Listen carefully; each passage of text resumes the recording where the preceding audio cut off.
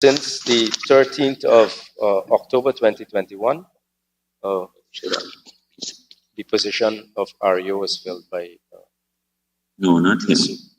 That this too, current but person. the deal with, yeah. Well, we won't know how much.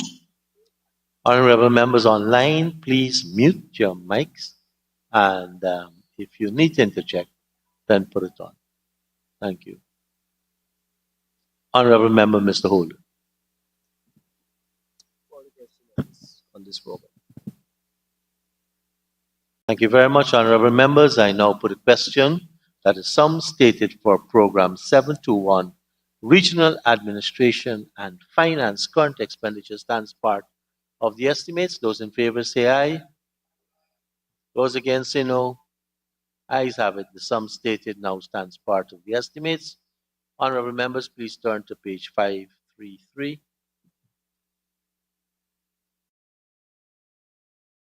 And I propose the question that the sum stated for program 72, region number 2, Pomeroon Supernam, Yeah.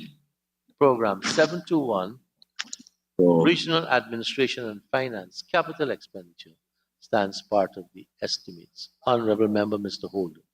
Thank you, Committee Chair. Could the Minister, line item 1202900 buildings, could the Minister disaggregate the sum? Could he say which buildings fall under this provision?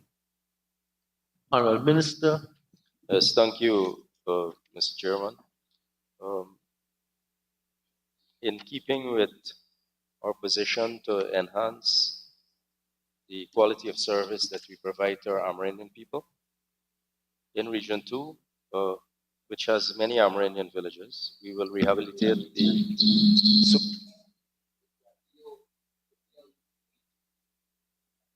Go ahead, Honorable. We will rehabilitate the Supernam Amerindian Hostel, the Anregina Amerindian Hostel, the Charity Amerindian Hostel, and we will also do rehabilitation work at the admin office building and one of the other buildings within the State House compound and the plumbing system. Thank you, Minister. Honorable member, Mr. Holder. Project code 240-1600, land and water transport. I see there's a purchase for boat and engine. If I recall correctly, in the last budget, or the budget before, there was the same provision. My question is the boat and engine that was previously purchased, it was under this program, if it's still operational, if it's still functional, and what exactly you're going to use this additional boat and engine for? Honorable Minister. Yes, thank you, Mr. Chairman. We are intensifying the monitoring of the interventions and investments of the government in Region 2. We are also ensuring that our staff become more accessible, and they're not just accessible at their office, but they are accessible in the communities. So there will be a 40 outboard for Pomeroon, as well as a wooden boat with shed also for the Pomeroon. The boat previously that you were speaking about, or some of the boats that you were speaking about previously, we are transporting school children in the Wakapau area as part of President Ali's commitment to ensuring that everyone gets a fair opportunity to go to school. Thank you, Minister. Honorable members, I now put a question that the sum stated for program 721, Regional Administration and Finance capital expenditure stands part of the estimates. Those in favor say aye. Those against say no. Ayes have it.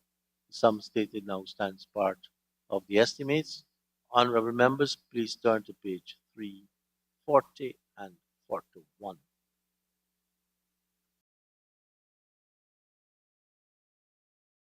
I propose a question that the sum stated for Program 72, Region 2, Pomeroon Supernana, Program 722, Agriculture, current expenditure, stands part of the estimates. The Honorable Member, Mr. Holder. Thank you, Commissioner. 6116, contracted employee. Could the minister state the designation and emoluments of the new employee? Honorable Minister.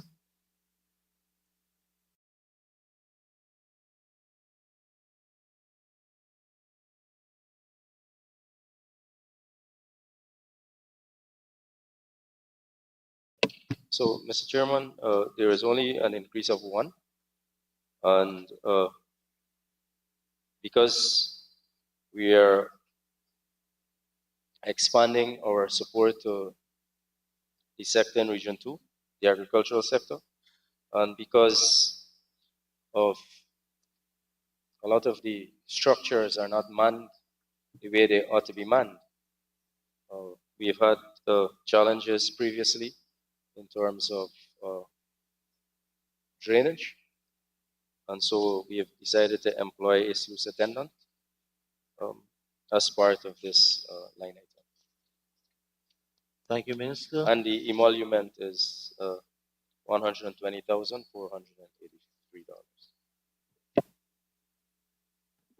Honorable Member, Mr. Holder. Thank you, Commissioner. 6117, 5 new temporary employees.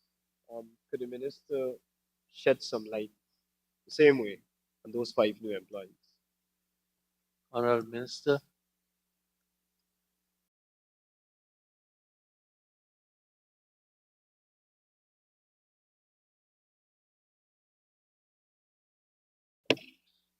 Yes, thank you, Mr. Chairman. So we have employed an additional 5 persons, a pump operator, 4 pump operators, and a sluice attendant. Thank you, Minister. Honorable Member, Mr. Holder. Which locations, which areas or which pumps would these operators serve? And is it that the minister is saying that there are no operators currently at those locations? Honorable Minister. So, Mr. Chairman, I'm not saying, and I don't understand how Mr. Holder, Honorable Member, has surmised that I'm saying that there are no operators. We are employing more so we can make sure that at no time, as has happened during the time of AP and UAFC, a lot of these pumps were not operating, and sometimes these sluices were left open or in cases left closed, and communities get flooded. So we're employing more sluice attendants, more pump operators to make sure that they are optimally manned. Kapui, Temat Manor, and Three Friends. Thank you, Minister. Honorable Member, Mr. Holder. So with the addition of these 5 new persons, that would bring the number of sluice attendants, Kapui, for example, to how many? And the other areas, to how many? Mr. Chairman, I remember when I think it was Three Friends was being commissioned, the Honorable Member Siraj went to that opening with the rice farmers, the commissioning. And the former Minister of Agriculture of the last government went to that opening. And I recall the details of that commissioning, where some of the most outrageous things were said to rice farmers, especially, who are benefiting from the use of that facility. Now that the government has changed, we have to man these pumps properly. And there was one, now there is 2. Thank you, Minister. Honorable Member, Mr. Holder. To use 5 minutes to answer that question. All right, let's move on. 6251, maintenance of roads. So I remember the minister stood in this house in the last budget, I think, or 2021, and he made a lot of pronouncements on purchase of a new tractor and what it would have done in terms of maintenance of the farm roads. So I'm asking him how many in this provision under this line item, how many farm to market roads would be maintained using that new tractor that you would have mentioned about, and how many would have been maintained for last year using that very new tractor that you spoke so gloriously about in this house. Honorable And Minister. name them, please. Name the farm to market roads where you would have used that tractor, because he gave the house, if you can recall, Comrade Speaker. He said, when I questioned him, he said 57,000 acres of land and a whole story about use. So now I'm asking the particular roads, farm to market roads that this tractor was used to maintain. If anything is there under that sum. Honorable Minister. Mr. Chairman, I was avoiding our path down history. But So the tractor will take us down that path. because it was not this year, it's last year and the year before. So, Mr. Hola and I, honorable member, we have not a long history, but we worked very closely on March 2nd, 2020. And both him and I sat at the GCOM office in Anna Regina during the course of the night, and we counted all the SOPs for 135 polling stations. And Mr. Holder did not question a single Point SOP. of order, Mr. Speaker. Honorable, Content of speech. Honorable Minister. I'm citing a content of speech. 41.3. Thank you, comrade. It's not relevant to the discussions here. And sub judice, as my dear comrade indicated. When the Honorable Member Miss Amanza is in the chair, she will. Honorable Minister, you may continue. Yes. Thank you, Mr. Chairman. And so Mr. Hola and I have a history, so maybe that is why he wants to go back in history. And for the purposes of this house, Mr. Hola, I was in the first batch, I was in the bright set. Not in the set that speak like you. I couldn't have gone. I was in the top 60 students in this country. Where were you? So, Mr. Chairman, so now that Mr. Hola has raised history, I would just like to put on record that Mr. Hola has never contested any of the SOPs of Region 2 in the 2020 elections. That's the chairman of the PNC, honorable member. And we have also won the elections, we won the recount, and we stayed in government for a very long time. So for the 3.5 kilometers of roads, farm to market roads, we intend to do maintenance work on.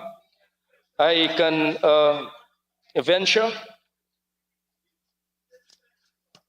Lima, Devonshire Castle, Sparta, Better Hope, Westbury, Fear Not, Dartmouth and Westbury. I know you will ask about those. Dartmouth and Westbury are strong areas populated with supporters of the APNUFC. We work in all communities in Region 2, quite unlike what happened during 2015 to 2020. Honorable Member Mr. Hola. All right. On the new tractor, but Amount of roads Yes, fixed by the particular tractor, right? Yes, the particular he spoke glowingly about this Yeah. new tractor, and so I was interested. I'm, I don't want to say that he bluffed the house when he spoke at the last budget presentation. So I'm trying to give him that opportunity to prevent fact, to clarify and to present the facts. And so I wanted to know the specific roads that this particular tractor, where we spent $20 million, if I can recall, I'm really trying to get to the point to know if it is actually being used for the purposes that it was intended to. Yeah. The nation would have spent, the taxpayers would have spent over $20 million.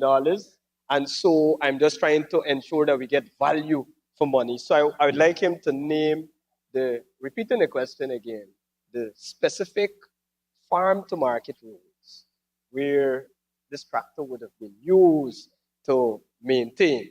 And if there are any provisions under this line item, maintenance of roads, and I assume here it's farm to market roads because we're talking agriculture. And so I want to know the roads that will be done this year by that very same particular piece of equipment. Honorable Minister, I don't know if the tractor has an odometer on it and to measure distances fixed and so forth. But Chairman. it's the honorable members asked a very specific question. Right. Thank you, Mr. Chairman. In response to the honorable member is speaking of a specific tractor. Yes. But the region has more than one tractor. So I don't know is which one you're talking about. The one we bought last year. And the one that was provided last year was, there were actually two. So it's which one? I don't know is which one. Now that the honorable member wants me to refer to both tractors that we put here. Both tractors work on about 540 plus kilometers of dams in Region 2. Excellent. Thank you. Thank you very much, Honorable Minister. Honorable Member, Mr. Holder. It didn't fetch any SOPs. Trying to pin him down to this specific farm to market roads, but he's dodging, and in the interest of time, we'll have to move on. Yeah. I'll confirm this information, 6253, maintenance of drainage and irrigation works. Now, would the minister be kind enough to lay over? And I'm assuming the cleaning of trenches manually and mechanically are covered under this sum. And so I would ask the minister if he can lay over the trenches that were cleaned manually and those that were cleaned mechanically. I'll tell you the problem, Comrade Speaker. I have observed that trenches that were awarded to be cleaned manually, they're so often cleaned mechanically. And you know what that does? Persons might be paid manually, and while machines are being paid to do the work, fuel, etc., comes out from the region. And so I would like the minister to lay over for me, because it would take some time to bring the facts back to this National Assembly and to the people of Guyana. Honorable Minister, are you prepared to lay over the information? No, Mr. Chairman, I'm not prepared to lay over because I have the information. And I will share it in the interests of the public, because we believe in transparency. We will not hide any information, as those SOPs have been hidden by AP and UFC. And this honorable member worked in the Public Works Department of RDC2 for a period of time. And what I find very difficult to understand, even though we may manually weed canals, time and again they have to be desilted. And there is a difference between manual weeding and the desilting of canals. So naturally you will find excavators going on the very canals at some point in time. So, Mr. Chairman, if you permit me, I shall proceed to identify the canals and share with, but I have the information, Mr. Chairman, and I have a prerogative as a member of this House to make it public.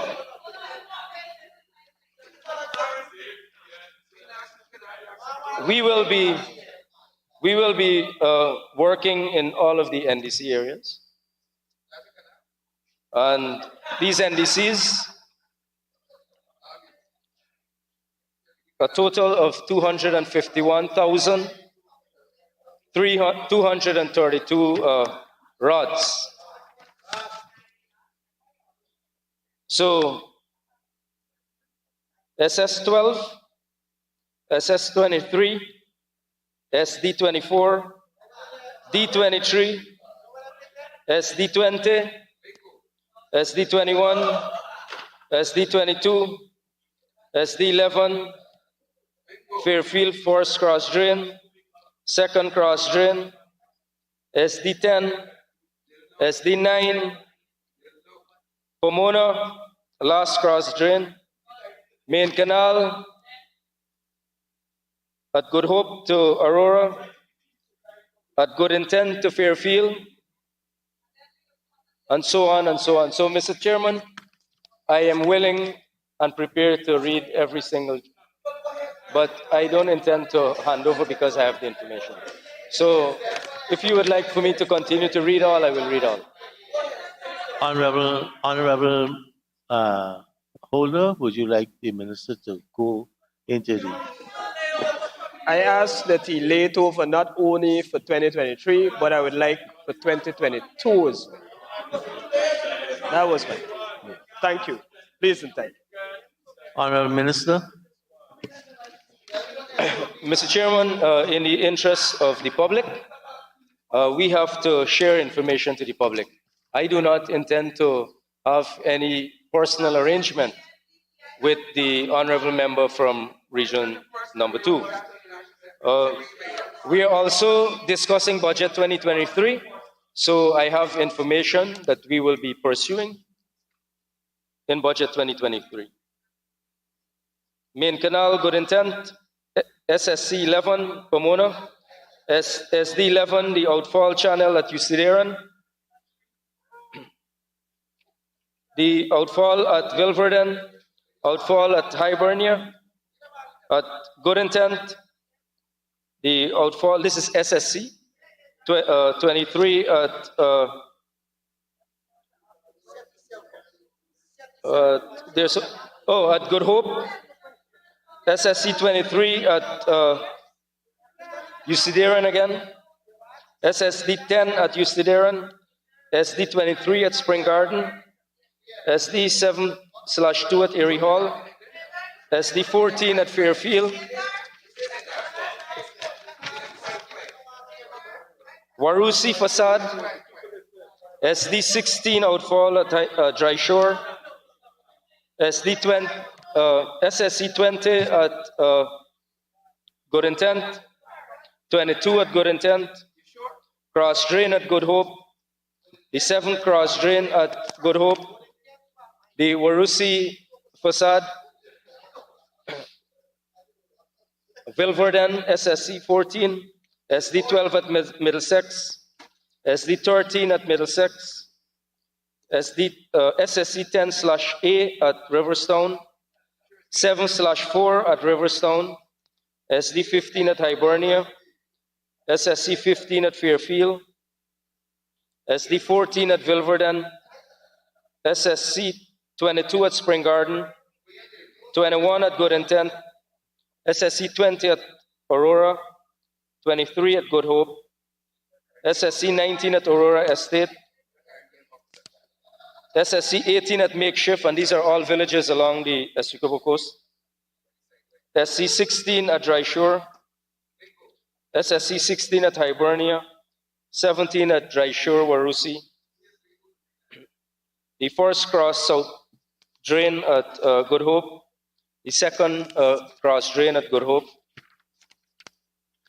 the fifth cross drain at Good Hope, eighth cross drain at Good Hope, the fourth cross drain at Good Hope, the sixth cross drain at Good Hope, main canal from Fairfield to Middlesex, from Middlesex to Eustederan, the relief drain at Good Hope, SD10 Forest Cross Street at Eustederan, Forest Cross drain at Adventure, part of SSC5 at Adventure, SD6 cross drain at Adventure,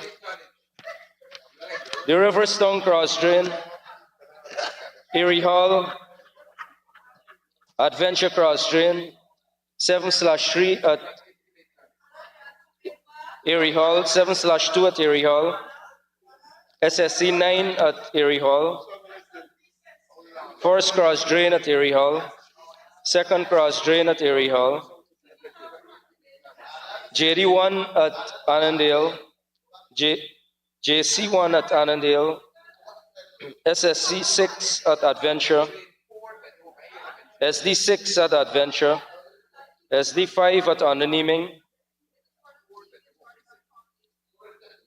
Mariah's Lodge to Underneaming Facade, JD 6 at Golden Fleece, JC 4 at Colin, JC 10 at Joanna Cecilia, JD 7 at Zorg, JC 9 at Zorg, Colin to Golden Fleece Facade, JD 2 at Abramsville, NOC Cross Drain, SD 5 at Underneaming, JC 8 at Golden Fleece to Old Supply Facade, Unu Creek at Colin, JC 3 Trench at Abramsville, 7/2 second drain at Erie Hall, SSC 8 at Erie Hall, second cross drain, third cross drain again at Erie Hall, first cross drain at Riverstone, the sixth cross drain at Riverstone, the fifth cross drain at Riverstone, the fourth cross drain at Riverstone, the second cross drain at Riverstone,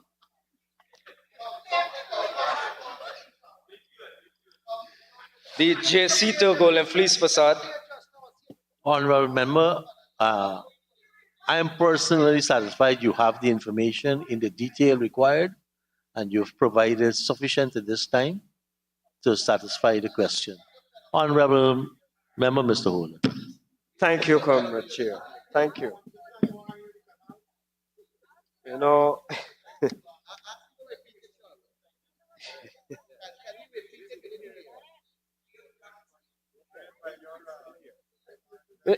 Mr. Speaker, in the interest of time, let's move on to the next. Honorable members, I now put the question that the sum stated for program 722 agriculture current expenditure stands part of the estimates. Those in favor say aye. Those against say no. Ayes have it. Sum stated now stands part of the estimates. Honorable members, please turn to page 533. And I propose a question that the sum stated for program 722 agriculture capital expenditure stands part of the estimates. Honorable member, Mr. Holder. Thank you, Mr. Chair. Mr. Chair, could the minister, now line item 4400800 or the equipment, could the minister explain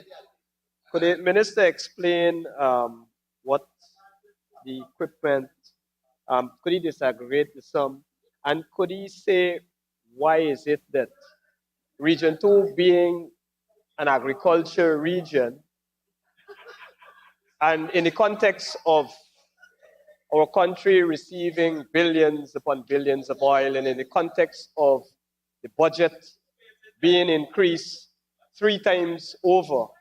Why is it that there is a 32% reduction in the budget across these items for the region in terms of agriculture?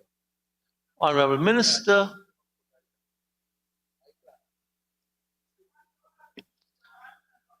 So, Mr. Chairman, this line item is to procure equipment, capital equipment. The agriculture expansion in Guyana has taken off once again since Minister Mustafa. And every year we are consistently expanding the fleet of equipment to provide support to the agricultural sector in Region 2. So in addition to the things that we have already bought, we are also buying a room plow, we're buying fogging machines, and we're buying a mini excavator. That will complement, for the purposes of the people of Region 2, and for the purposes of honorable members of the opposition. We have not increased the budget 3 times over. The budget was increased from last year about just over 41%. But the last time the honorable member Sherwin Holder spoke in Parliament, he made merry of the numbers when he spoke about the benefits to the Guyanese people from the oil economy, when he couldn't calculate the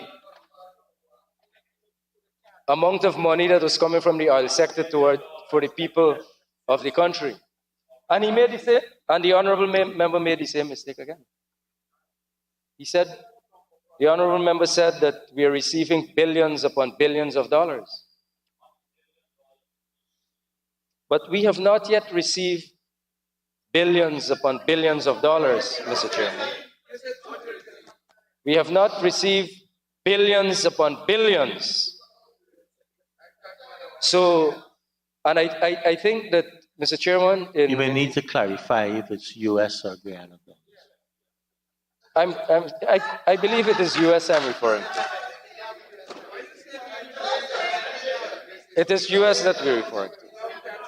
But the honorable member, when they create this impression, the honorable they create this impression that we have received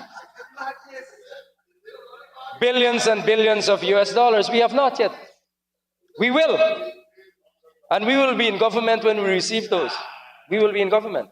And we will spend more in Essequibo as we will spend in all the regions of our country. Quite unlike, Mr. Chairman, up till now, we don't know where 18 million US is, that the last government, correct? That the honorable members on that side of the house, when they were in government, up till now, the 18 million US they said came as a gift. Honorable member, I may have to do what the previous speaker did when consistently the issue of drug bond came up, and he suspended the house and sent a team to my neighborhood. So we may have to send a team to Bank of Guyana. So let's move on. Mr. Chairman, I was on that team to go to Albaistong that evening. Yeah. The Honorable Fowler Lawrence was also on that team. And when we went to the drugs bond in Albaistong, Mr. Chairman, I have to clarify. No. I was just saying similarly, I may have to send a team to Bank of Guyana. Thank you, Minister. So it's not a gift anymore, Mr. Chairman, for the purposes of my... I can't say. I'm going to have to find the accuracy of the information. Honorable Member, Mr. Holder. Honorable members, I now put the question that the sum stated for Program 722 Agriculture Capital Expenditure stands part of the estimates. Those in favor say aye. Those against say no. Ayes have it. The sum stated now stands part of the estimates. Honorable members, pages 342, 343. And I propose a question that the sum stated for Agency 72, Region Number 2, Pomeroon Supernam. Program 723, Public Works, current expenditure, stands part of the estimates. Honorable Member, Mr. Holt. Thank you, Chairman Chair. 6242, maintenance of buildings. There's a sum of $26 million there. So could the minister say which buildings and if the Danielstown Community Center would be covered under this provision? It's in a very terrible state, and I know that it's not covered under the youth, sports, and culture. I didn't hear anything under that. And so we don't see anything in the budget there under youth, sports, and culture. And so I revert to this line item to ask the question if anything is there for the Danielstown Community Center. Honorable Minister. Thank you, Mr. Chairman. Mr. Chairman, on the first part of the question, we're doing maintenance work on one of the buildings at Adventure Living Quarter for a doctor. We're doing maintenance work on the physiotherapist living quarter in Cottonfield. We're doing maintenance work on the Hinterland Affairs living quarters. That's in Cottonfield as well. The engineering department office building. The IDC building in Cottonfield as well. And we have a force account. So we are also procuring some materials for the force account team.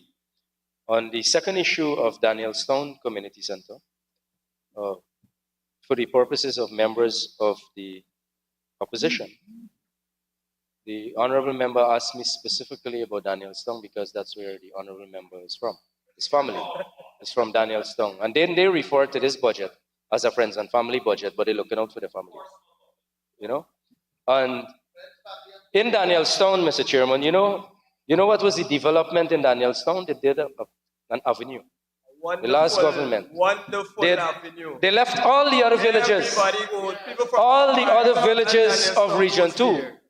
But because the PNC chairman of Region 2 lives in Danielstown or has interest in Danielstown, that is where they built the avenue. But it wasn't just an ordinary avenue. It was extraordinarily expensive because as a member of the former Public Accounts Committee, I recall the former REO said that when he had savings, they were excited, if you recall, Comrade Bishop.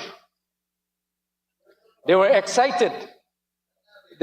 And so they used the money for development work in Region 2 to build an avenue with about 12 benches and a snacket for $18+ million.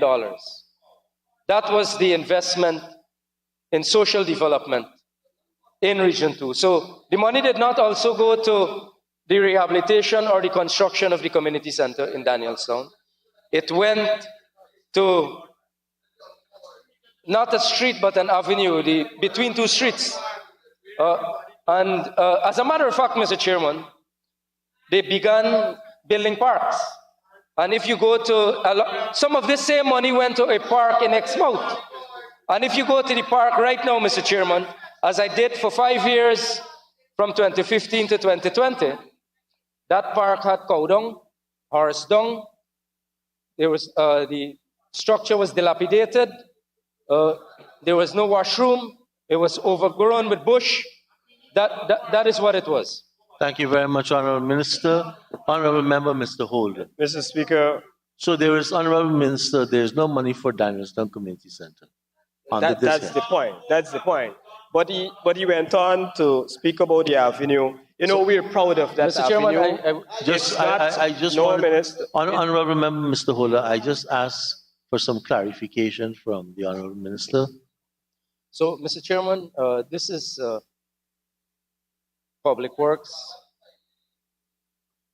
maintenance of buildings. Okay, thank you very much. So this is not maintenance of a community ground. Thank you. Honorable Member, Mr. Holder. It's a building, not a ground, I ask. But you see, the minister went on to talk about an avenue. The avenue was not built in Danielstown per se. It's on the border between Danielstown and Sparta.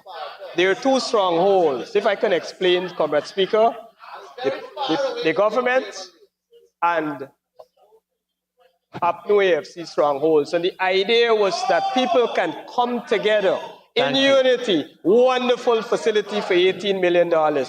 Just recently, a $25 million an ambulance that was very rusted was commissioned in the region for $25 million. So easily $18 million could have been spent for that, for unity, for the purpose of unifying this country.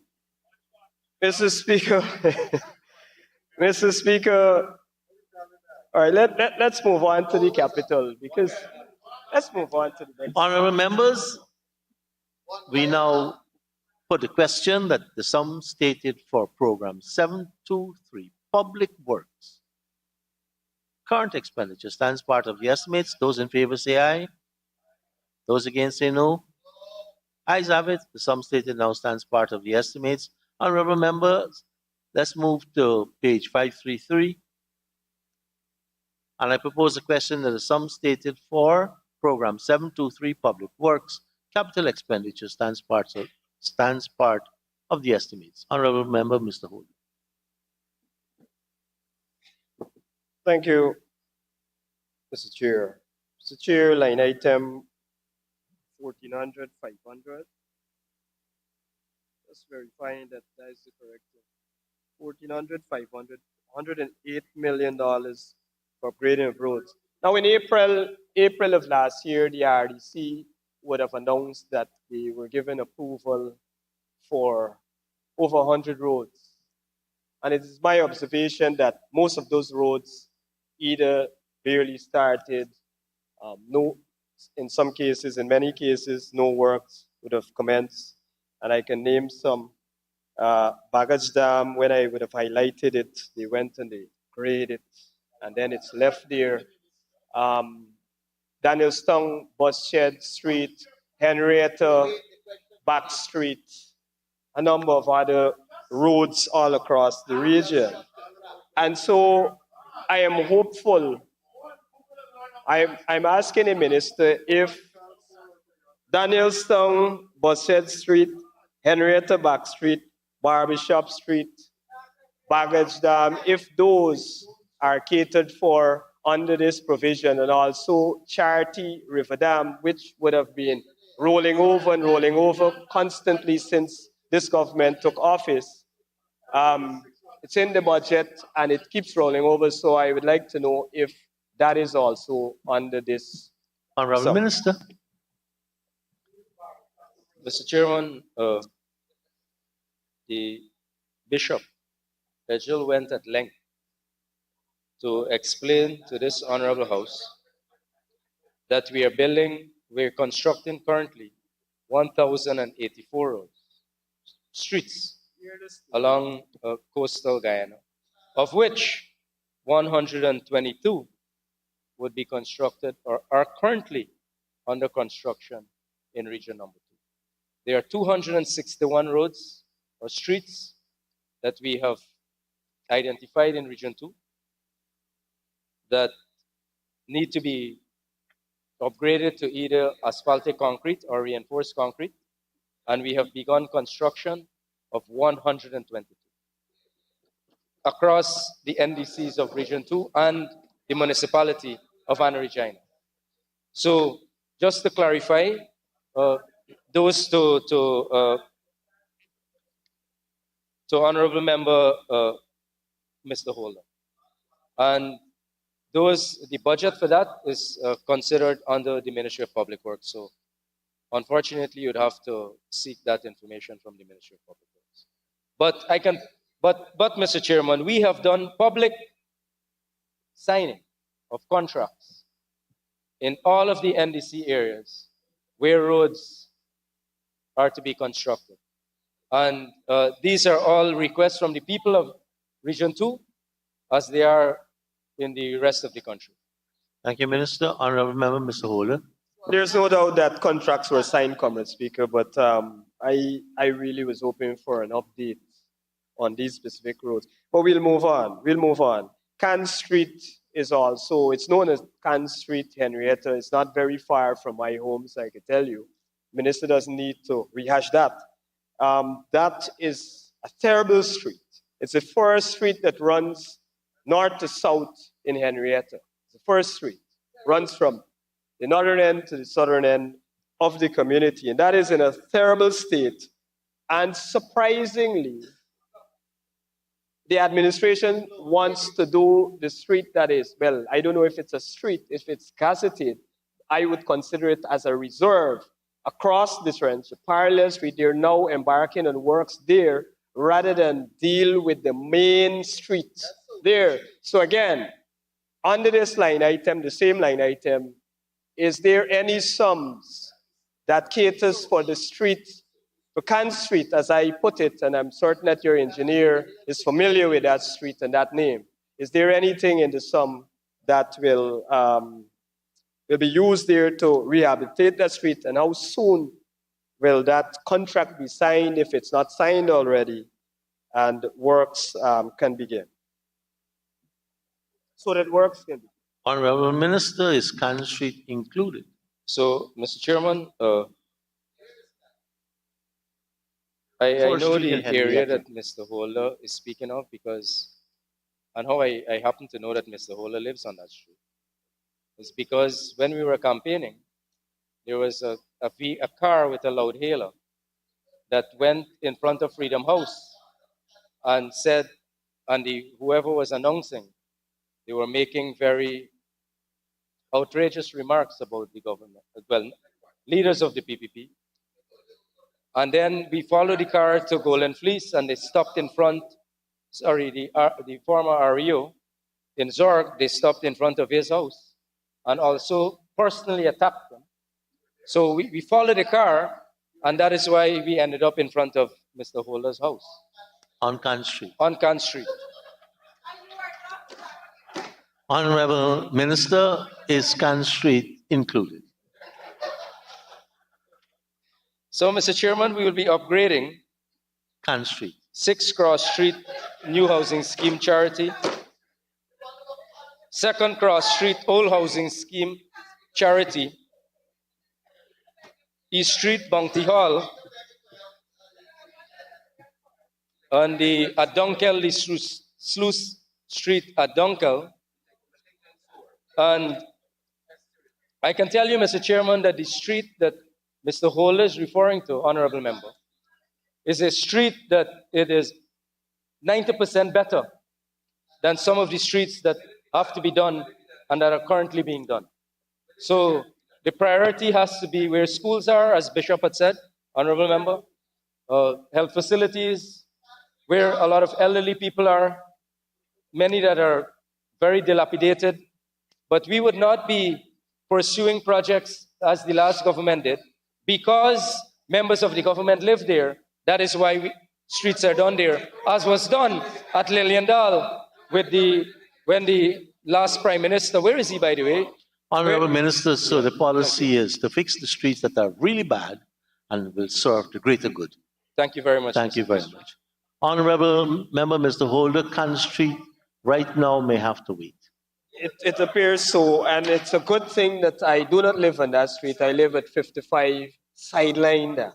Near to So- Can Street. Near to it. It's the adjacent road. Yeah. I don't use it. I don't Honorable use it. Member, please go ahead. Thank you, Comrade Chair. Comrade Chair, Comrade Chair, the minister would have mentioned that he made mention that a lot of these streets will be done using concrete.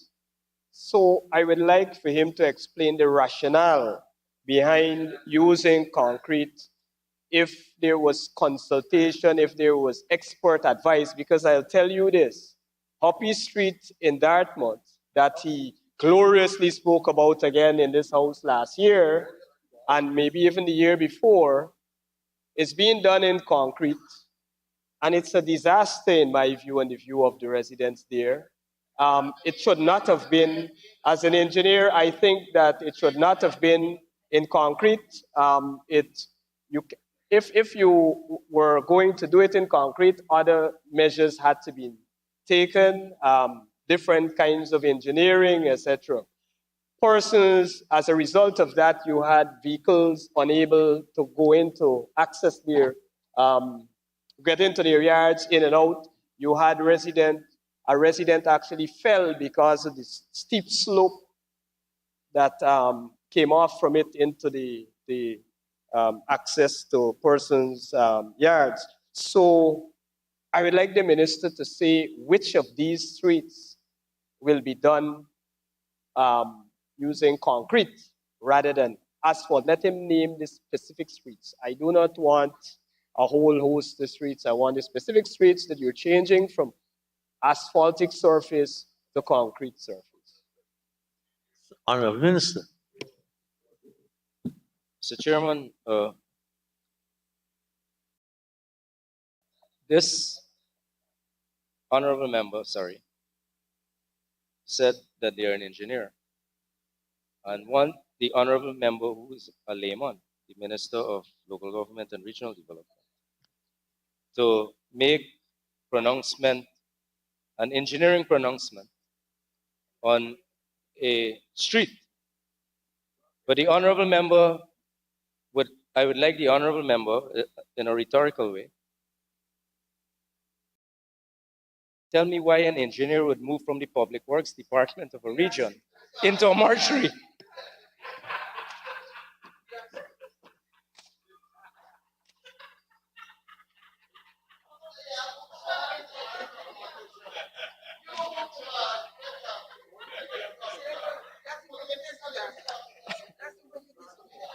Mr. Chairman, the 122 roads that we are building in Region 2, the honorable member, that is not currently being built, that project is not within the auspices of the Regional Administration Region 2 budget. So I'd be unable to give you the names of those streets, but as a representative of the people of Region 2, I'd be willing to find out those streets and give the names to you, or we can visit together. Honorable Member, Mr. Holder. 1100, 300 bridges, 55 million.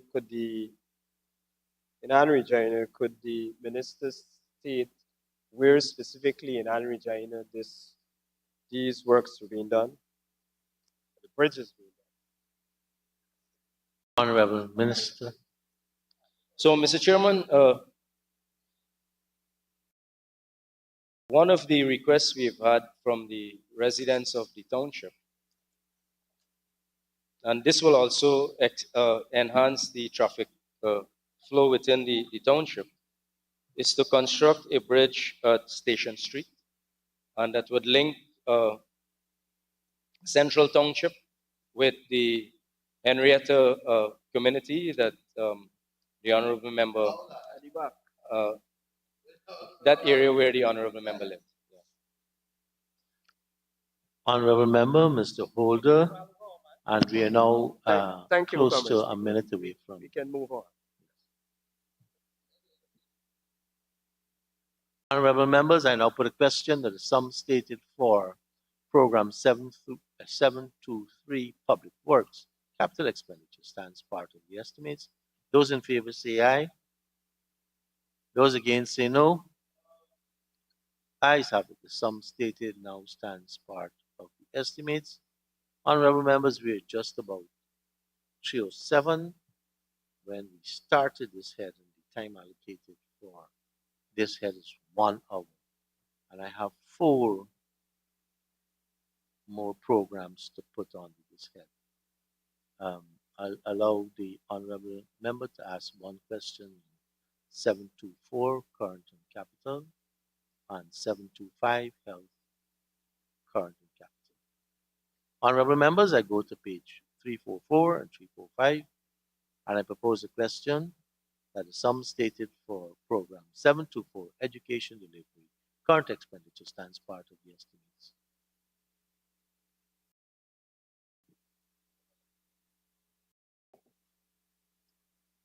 If I understand you clearly, one question for current, one for capital. Yes. Okay, thank you. 6243. 6243.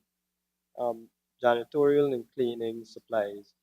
Comrade Speaker, we're still in a COVID environment, and such cleaning and sanitation is paramount in ensuring the safety of our children. Can the minister confirm that in every school, in every class, there will be adequate provision, or does this provision covers sanitation in every class of every school to ensure that our children can have a little hand washing liquids and so to ensure that they are kept safe? Or will we continue as parents, myself being one, have to provide sanitation stuff and cleaning agents for the school? Honorable Minister. Mr. Chairman, one of the hallmarks of our government is the way we treat school children.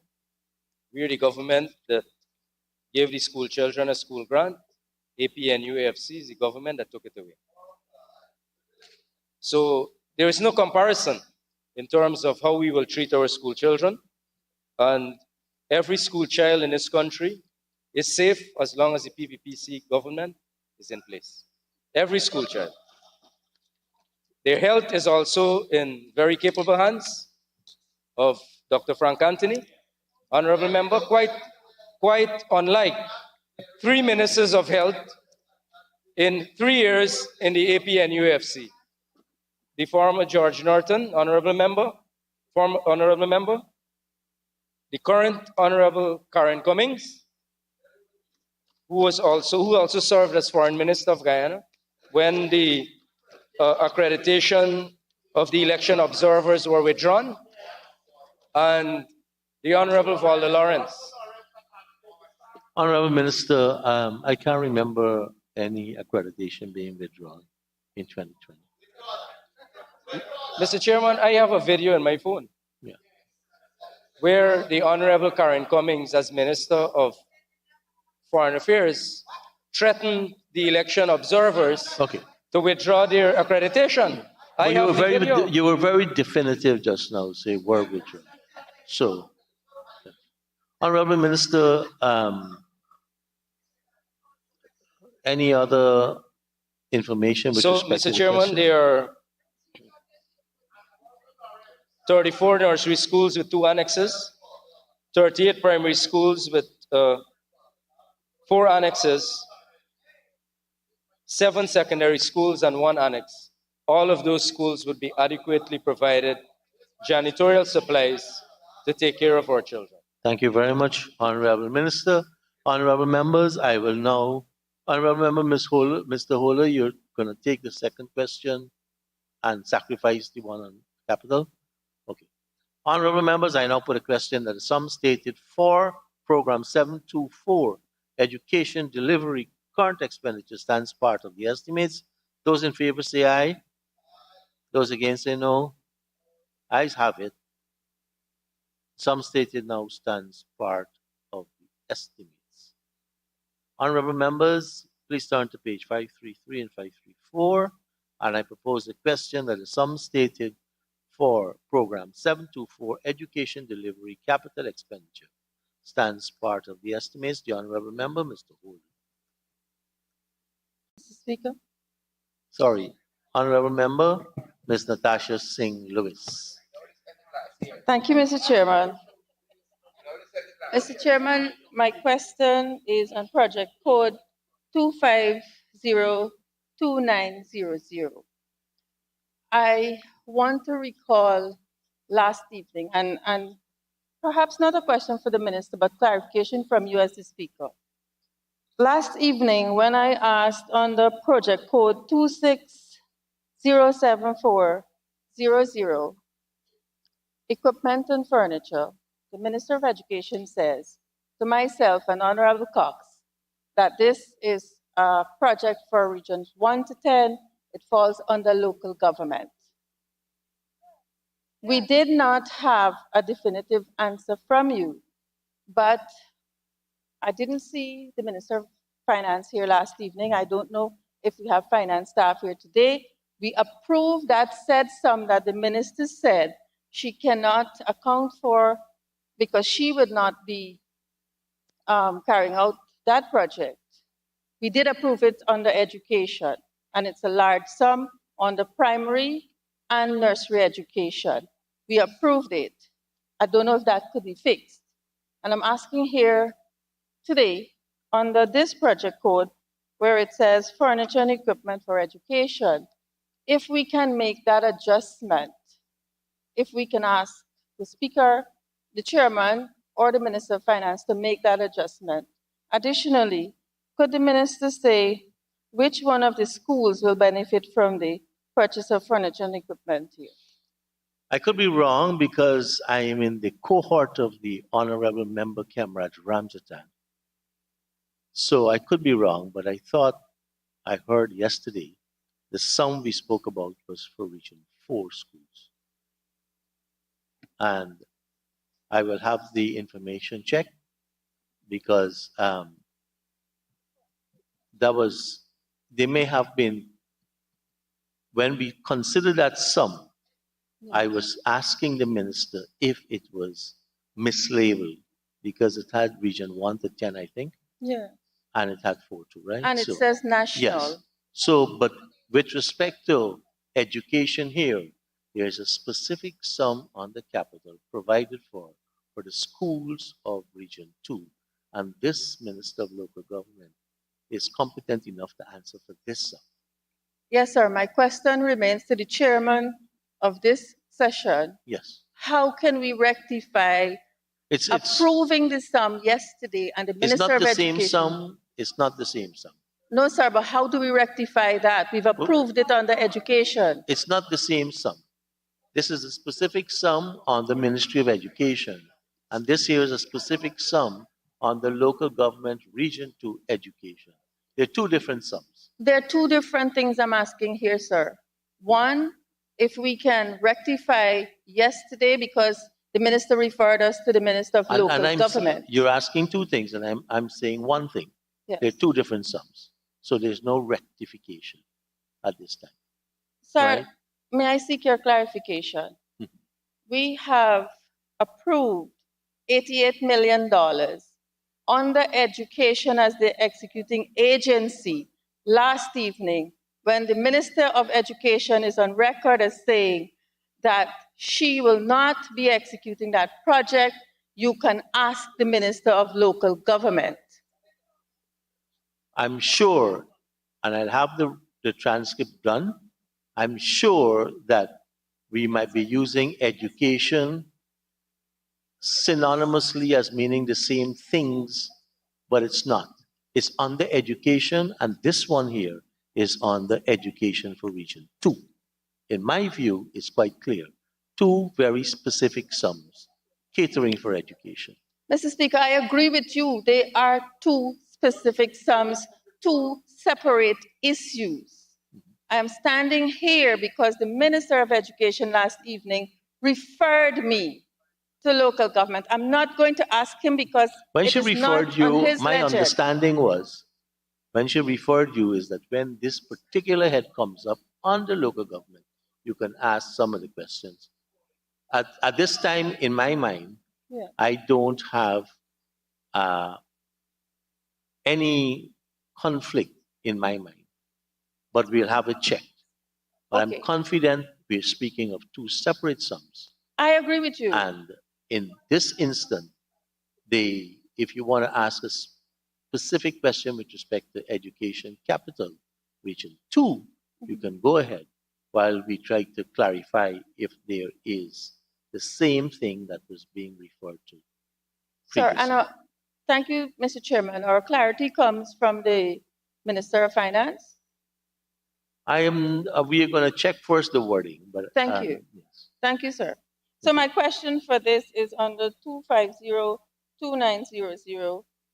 Could the minister say which of the schools will benefit from the furniture and equipment? Honorable Minister. Thank you, Mr. Chairman. There are 80 schools in Region 2, and can read out the list of 80 schools. I will allow you to because we are Well, already. all 80 schools of Region 2 will benefit from the furniture and equipment that will be procured Thank by you very the much, regional administration. Minister. Honorable members, I now put the question that the sum stated for program 724 Education Delivery Capital Expenditure stands part of the estimates. Those in favor say aye. Those against say no. Ayes have it. Sum stated now stands part of the estimates. Honorable members, let us turn to program 725, pages 346 and 347.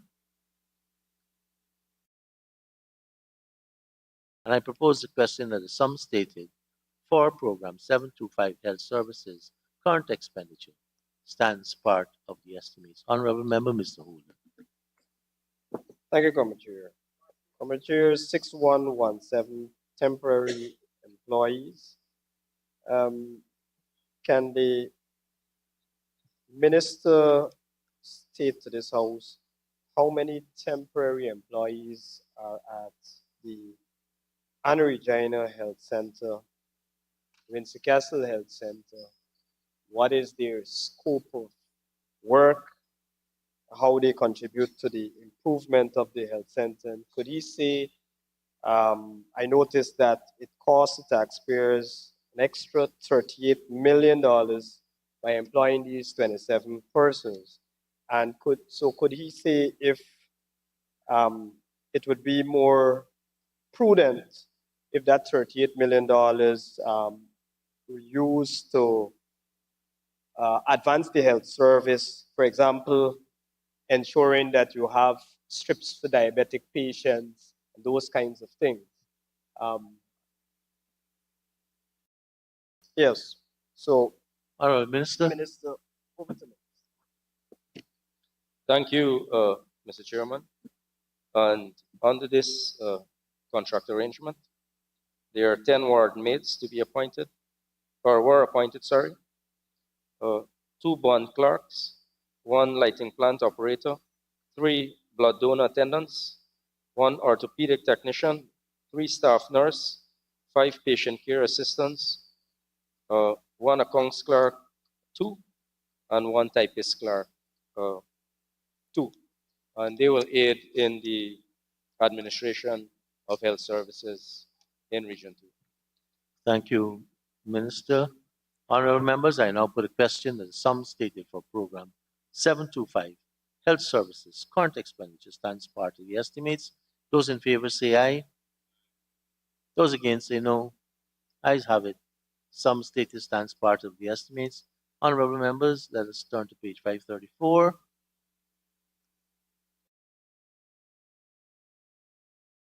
And I propose a question that the sum stated for program 725 Health Services capital expenditure stands part of the estimates. The Honorable Member, Mr. Holder. Thank you, Committee Chair. Committee Chair 6255. Oh, sorry. 1203,100. I see when I check the volume 2, there is mention of repairs to the nursing hostel. Now, my question is, Um,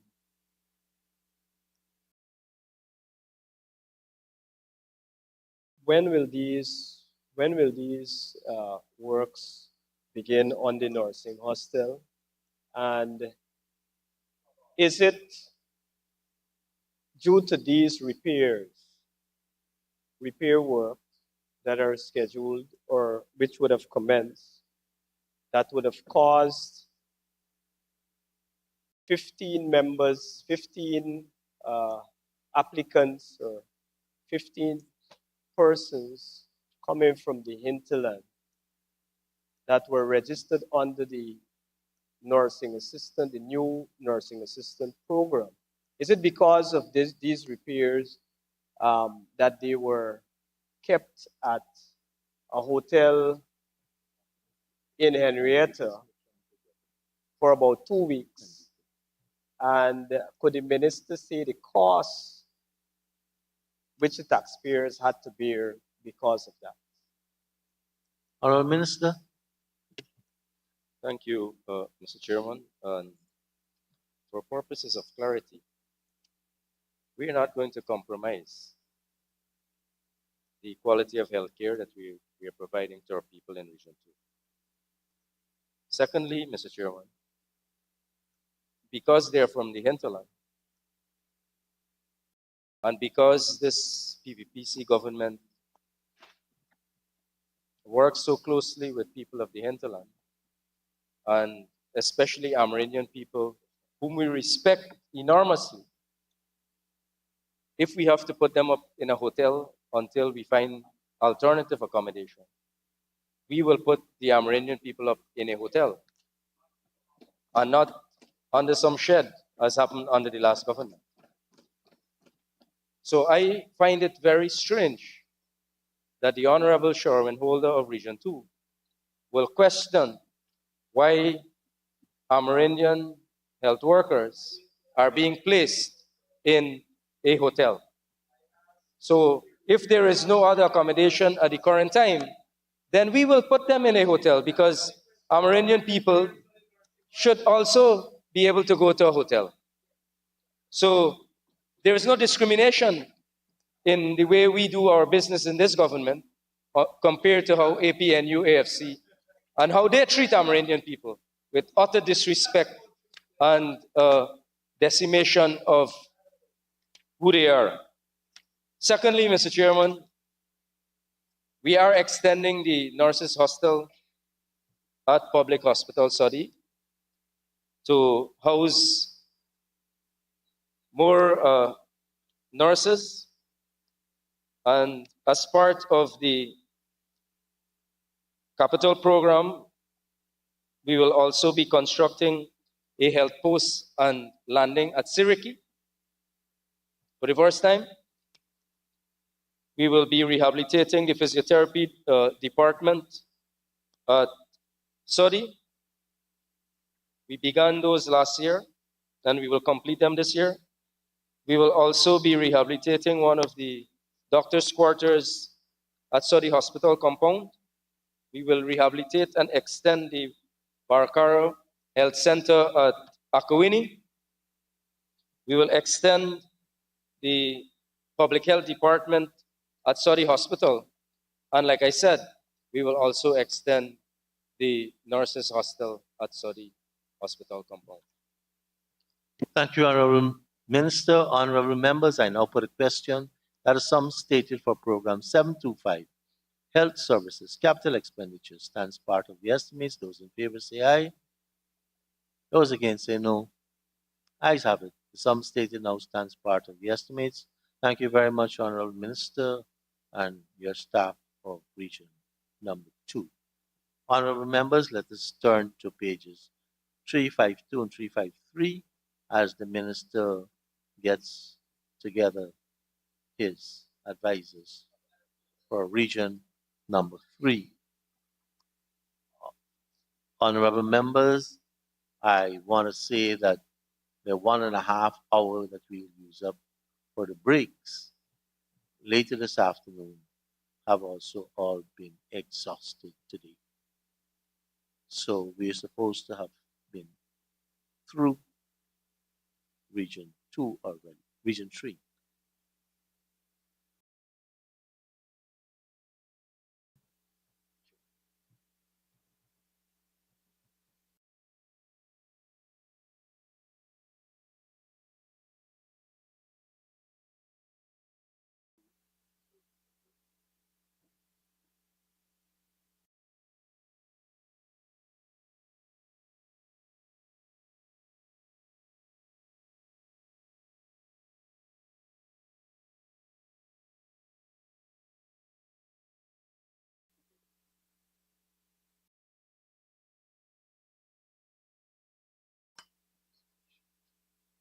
Maybe we can ask.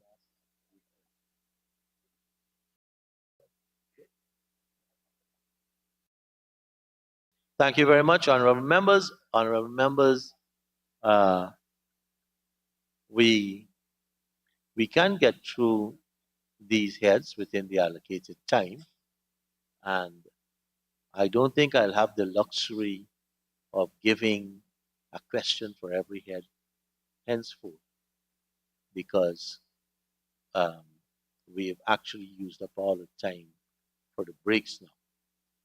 Let us ensure that we can cut out the preambles and the historics, and let us be very succinct with respect to our examination.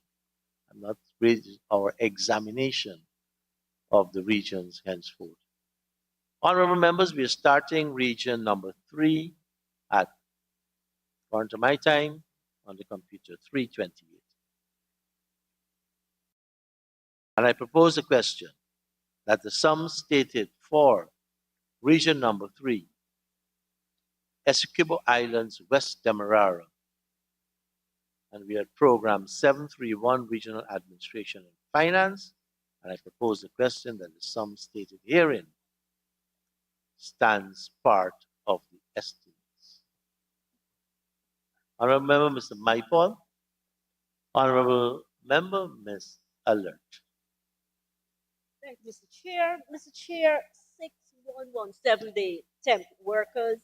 Can the Honorable Minister share with us the specs for those workers, the categories that they will fill?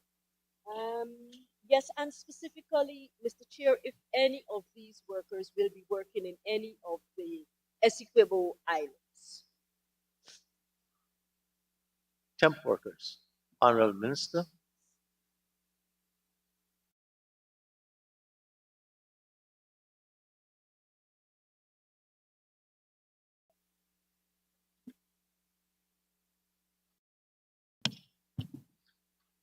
Mr. Chairman, the increase of 4 cater for 2 accounts clerk and an accounts clerk, a 2 typist clerks, and an office assistant. One of these would be placed in the Leg 1 office. Thank you, Minister. Honorable Member Ms. Alert. Mr. Chair, moving quickly, security services 6281. There is an increase there. Can the Honorable Minister say what would have occasioned this?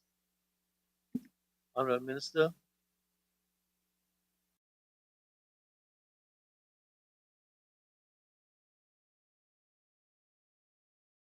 Yes, thank you, Mr. Chairman.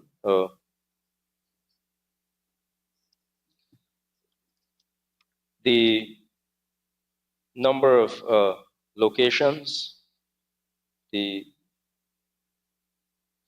and also we have to meet some requirements in terms of the offices, and that is why the increases. Thank you, Minister. Honorable Member Ms. Alert. Thank you, Mr. Chair. Thank you, Minister.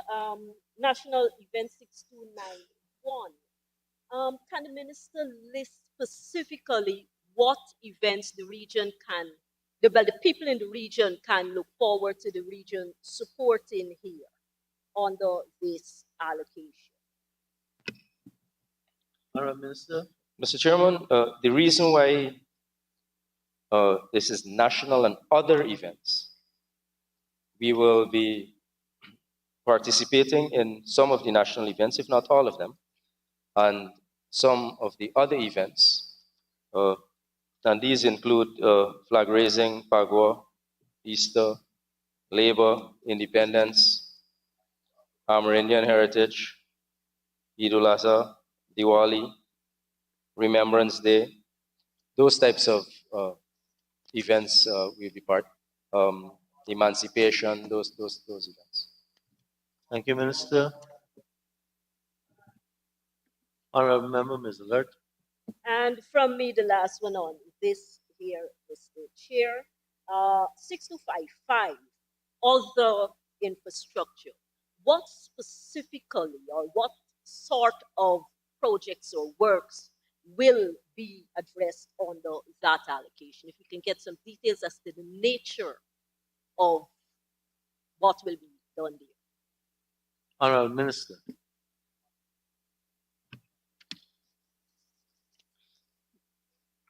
Mr. Chairman, this is $6 million. Huh? 6255 is 6 million Guyana dollars.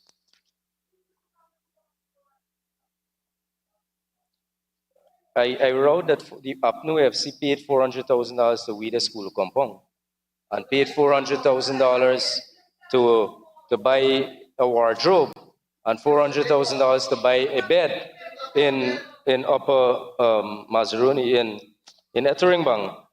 So we would, on the other infrastructure, Thank you. we would be doing some landfilling in Leg 1 at the guest house, and you're encouraged to stay when you go and pay. If it has beds, sorry, Mr. Chairman, I'm being asked if there are beds at the guest house.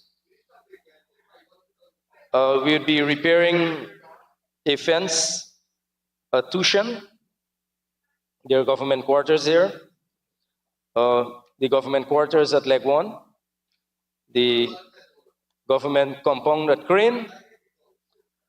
And the regional administration compound. Thank you very much, Minister. Honourable Member, Mr. Mahipal. So, 6116, the same 3 employees for 2022. Those are the same 3 for 2023? Honourable Minister.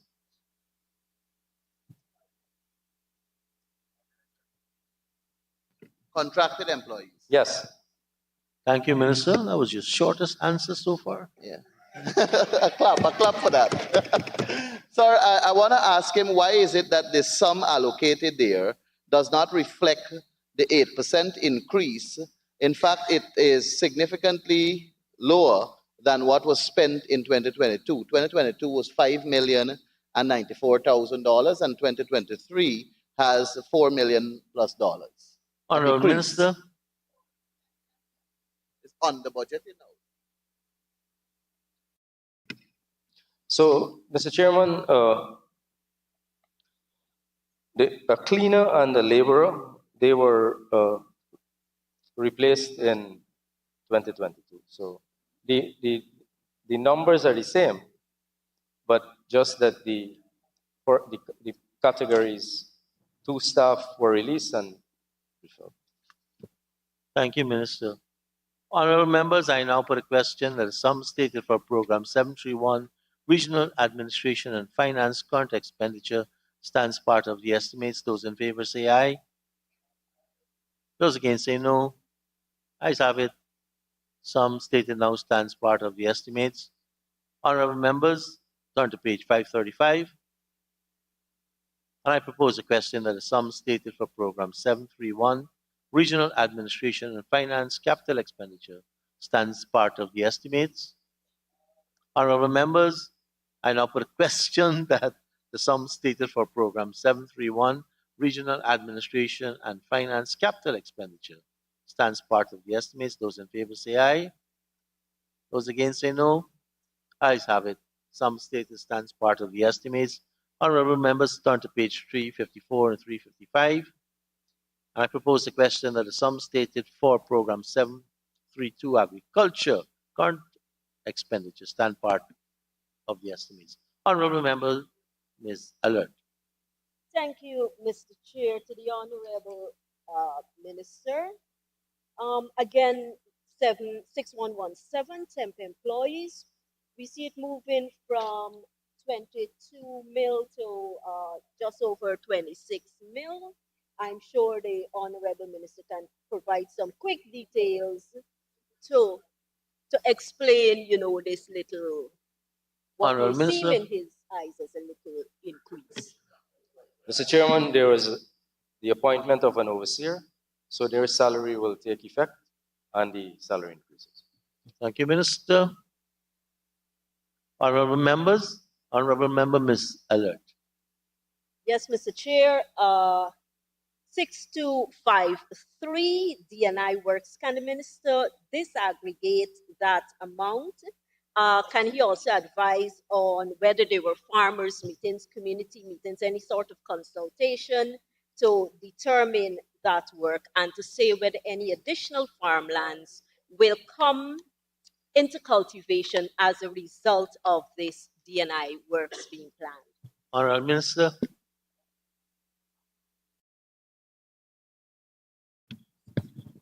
Yes, Mr. Chairman. There will be weeding and cleaning of the Georgia collector drain, weeding and cleaning of New Line irrigation Reed Hoop, weeding and cleaning of Borrower sideline, weeding and cleaning of Windsor Forest, and Reed Hoop collector, weeding and cleaning of Ruby main drain, Parika main drain, Tushan West and Cross sideline, Tushan East sideline, Tushan Middle Walk, La Jollity West sideline, Windsor Forest Middle Walk, Z-Lock East sideline, A-line main drain, Center line main drain, B-line to tail wall at the Conservancy, Ruby Borosiri distributary, Kashmir Middle Walk, B-line to tail wall at the River Sluice, Namrik Escape Channel, Parika Hydronic Rong Dam, Ruby K1, KI6 to KI8, Parika West Irrigation, Bonasika Trench, and Aliki Drainage Canal. Thank you, Minister. But I also have a lot more. Should I go ahead? Honorable Member, should the Minister go ahead with the entire list? Thank you.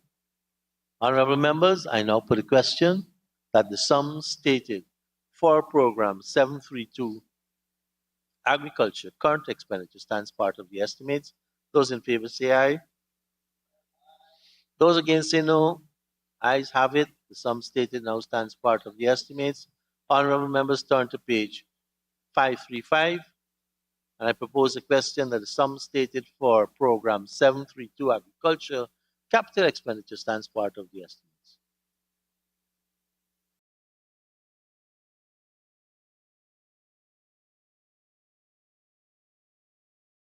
Honorable members, I now put a question that the sum stated for program 732 agriculture capital expenditure stands part of the estimates. Those in favor say aye.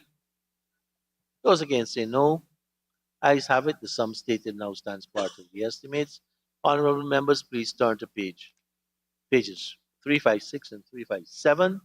And I propose the question that the sum stated for program 733 public works current expenditure stands part of the estimates. Honorable member, Ms. Alert. Thank you, Mr. Chair. I appreciate the pace at which we are moving through Regions 3, and I'm sure the works will move just as well. Under 6251, sorry, roads, can the minister again disaggregate, and can he specifically identify the roads on the West Bank, and if any in the islands are going to be done on this? Honorable Minister. Thank you, Mr. Chairman. Uh, as you are aware, Mr. Chairman, we have quite an extensive road program last year and this year. So a lot of the roads would be constructed through our region, plus the Ministry of Public Works and the Ministry of Housing and Water. So a substantial amount of road construction will take place. But for the purposes of maintenance under this budget, we'd be doing work at Leonora Pole Housing Scheme, the internal roads at Zeelock North, Iflock, Metamirzor, Anna Katrina, Virgin Ujan, Crane, Good Fortune, and the procurement of road building material for the force account team that we have. Thank you very much, Honorable Minister. Honorable members, I now put a question that the sum stated for Program 733 Public Works current expenditure stands part of the estimates. Those in favor say aye. Those against say no. Ayes have it. The sum stated now stands part of the estimates. Please turn to page 535, honorable members. And I propose a question that the sum stated for Program 733 Public Works capital expenditure stands part of the estimates. Honorable member, Ms. Alert. Yes, just let me get it here. Minister Public Works, the bridges. Can the minister say what type of bridges are going to be constructed? Timber, concrete? Are they going to be for vehicular traffic, pedestrian, both? If the minister can provide some details therein, thank you. Honorable Minister. Yes, thank you, Mr. Chairman. We'll be constructing a reinforced concrete bridge at Leonora Hospital at New Road. We'll also be constructing a reinforced concrete bridge at La Bagatelle Leguan, a reinforced concrete bridge at Center Street, Iflock, a reinforced concrete bridge at Sierra Wakenham, a reinforced concrete bridge at Crane Old Road, a reinforced concrete bridge at Bank Hall Friendship, Wakenham, and a bridge at Bellevue Squatting Area. And all of these bridges, you can use vehicles on them. Thank you, Minister. Honorable member, Mr. Mahi. Sir, I heard the Honorable Minister saying Lenora Hospital. Does that mean that they will be breaking up that concrete bridge that exists there to put in a new concrete bridge? Honorable Minister. No, Mr. Chairman, we are not breaking up any bridge. But we have a lot more roads are being done, accesses are created, so we have to build bridges to link them as well. No so hammer falling at this time. This will be a bridge on the new access that we are creating for the hospital. Thank you very much, Minister. Honorable member, Ms. Alert. Minister, Mr. Chair, can the minister say if there is any allocation there for the repairs to the bridge leading to the school Genesis along Canal Number 1 Road, specifically? Honorable Minister. Mr. Chairman, it is under the recurrent program. Maintenance is under recurrent, not capital.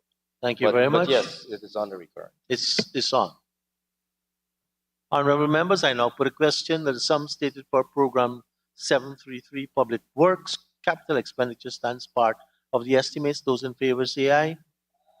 Those against say no. Ayes have it. The sum stated now stands part of the estimates. Honorable members, turn to pages 358 and 359. And I propose a question that the sum stated for Program 734 Education Delivery current expenditure stands part of the estimates. The Honorable Member, Ms. Alert. Yes, Mr. Chair, thank you. Again, 6116, employees therein, I see it is moved up from 0 to over 200 therein. Mr. Chair, can the Honorable Minister say how these persons are going to be employed in terms of what they will be doing in the sector? Honorable Minister.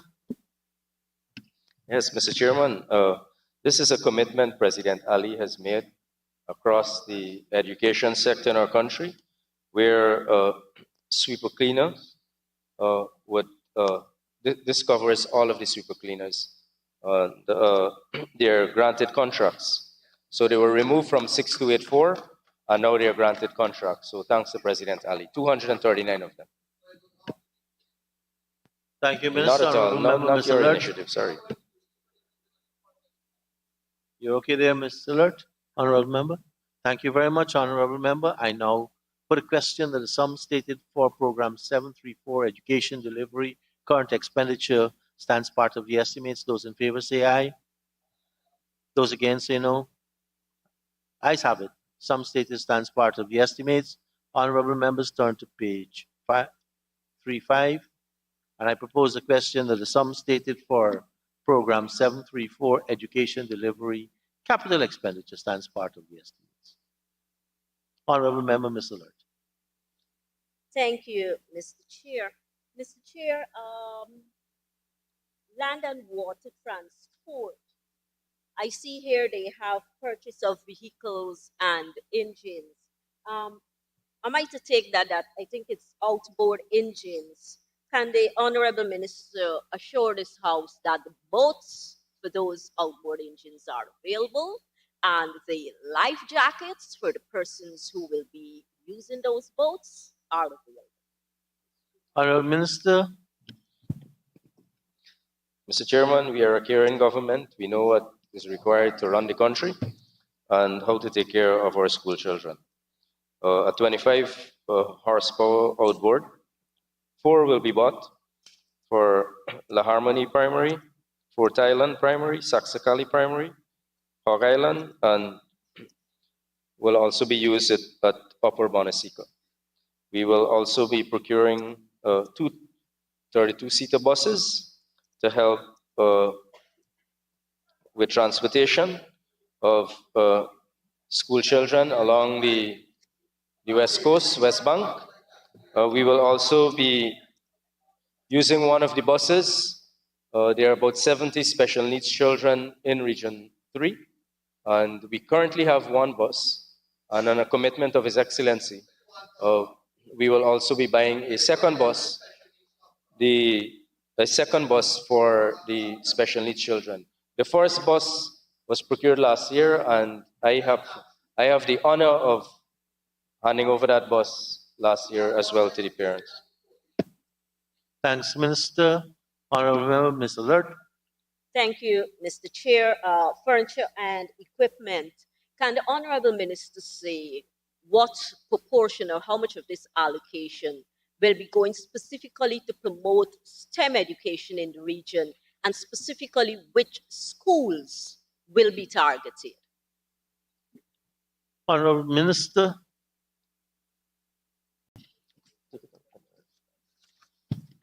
Thank you, Mr. Chairman. When we procure furniture, we tend to procure for every school and for every need. But I can proceed to identify. It will take a while. If the honorable member would like me to go ahead and say exactly what we are procuring. Can the Minister lay it over, sir? Sorry? Can the Minister lay it over? Mr. Chairman, I have the list and I'm willing to publicize the list in the House. There being a stalemate, I'll move on to the next question. From me, Minister, the last one here on education, the staff quarters. Can the Minister say where this work will be done and specifically what will be done? Honorable Minister, you have a long list again. So, Mr. Chairman, yes, a bed, a dinette set, a wardrobe, gas stove, a 3-piece set. There will be 2 beds, 2 dinette sets, 2 wardrobes, 1 gas stove with oven, and 3 3-piece suites would be bought. And it'll be used to furnish the living quarters at Great Truly, Wakenham, Legwans, Santa Mission, Saxacali, on Upper Bonasico. Thank you, Minister. Honorable Member, Mr. Mahi. Sir, I just need some guidance because that list that was just called out speaks to furniture and equipment for a home, a living quarter.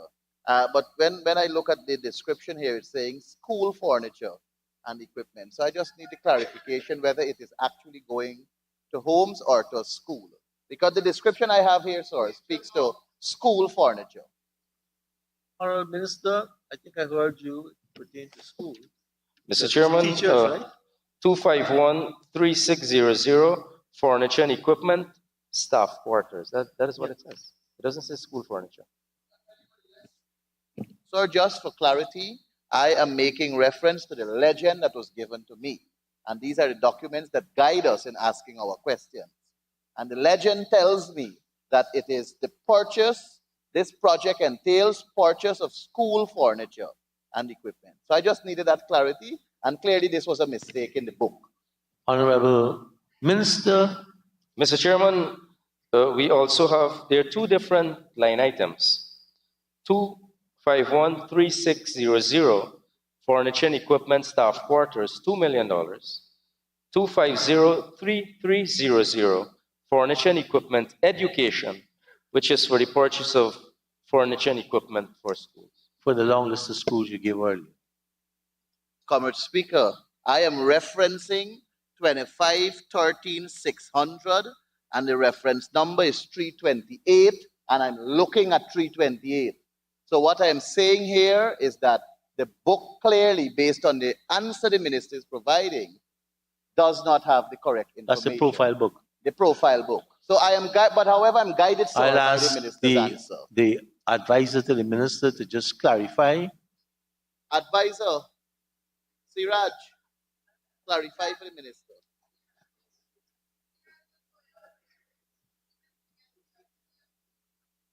Mr. Chairman, we are using, you're directing me to which book I must use. So I'm using the book that you're directing me to, which is volume 1. We can use any book. Any book So, can be used. so Mr. Chairman, I am referring to the book that the chairman of the Committee of Supply is using for the conduct of the 734 at page 535. But, Honorable Minister, remember all three volumes are read in conjunction with each other. So what we have to do if there is a discrepancy with respect to the description, Honorable Minister of Finance will have to start cleaning up some of these heads to ensure that what is reflected in volume 1 is the same headings in volume 3.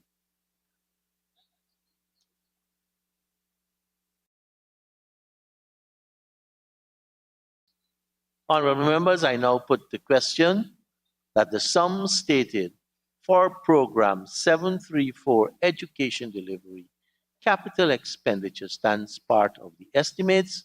Those in favor say aye. Those against say no. Ayes have it. The sum stated stands part of the estimates. Honorable members, pages 360 and 361. And I propose a question that the sum stated for program 735 health services current expenditure stands part of the estimates.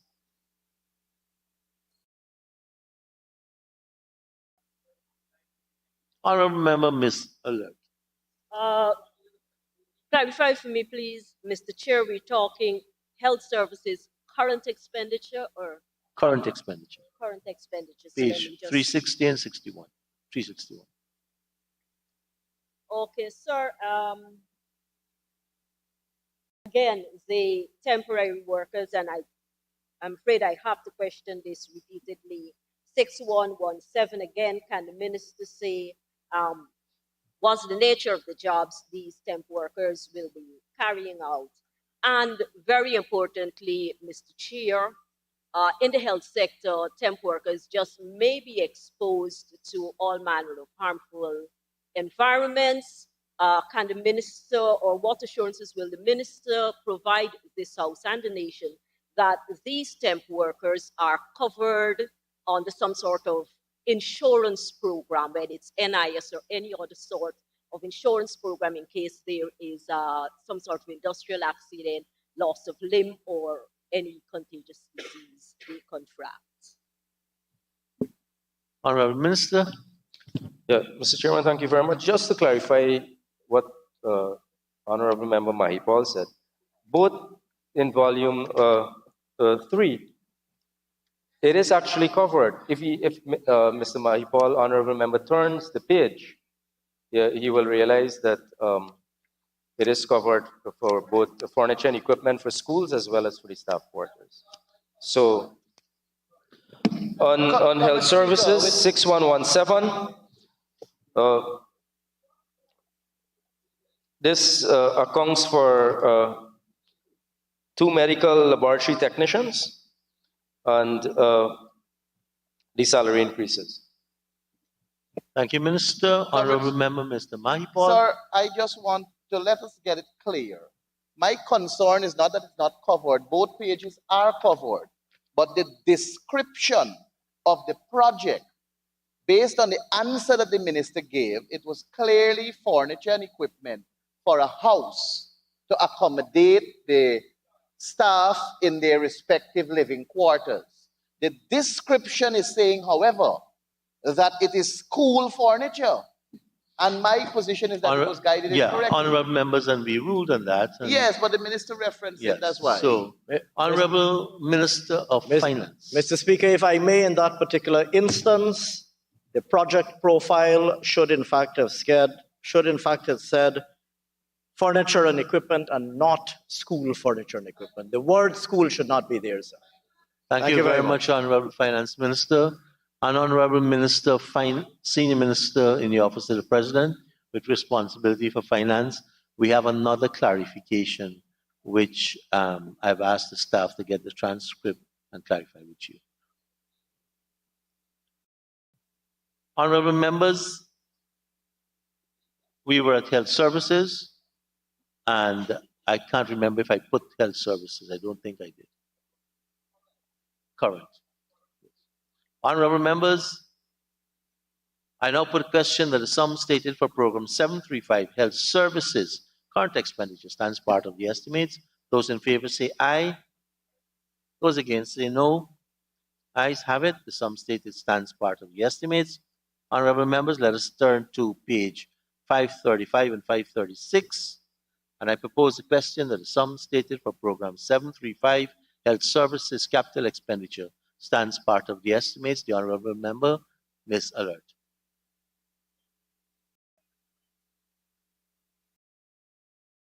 Sorry. Yeah, thank you, Mr. Chair. To the Honorable Minister, can you say where this ambulance is going to deploy? And can you assure this House that you have in place the drivers for this ambulance so that it will be parked at any hour? Mr. Chairman, thank you very much. These ambulances would be Perico to Leonora. In that one will transit that area, and one will also be at Wickenham and one at Legon. And do you have the drivers for them? Yes, Mr. Chairman. Thank you very much, Honorable Minister. Honorable members, Honorable Member Mr. Mahipon. Sir, I'm interested in 329, 1203-100. I'm interested, based on the description of the project here, the upgrade of West Demerara Regional Hospital. Would the Honorable Minister please tell us what are some of the upgrades we will find during 2023 for the West Demerara Regional Hospital? Honorable Minister.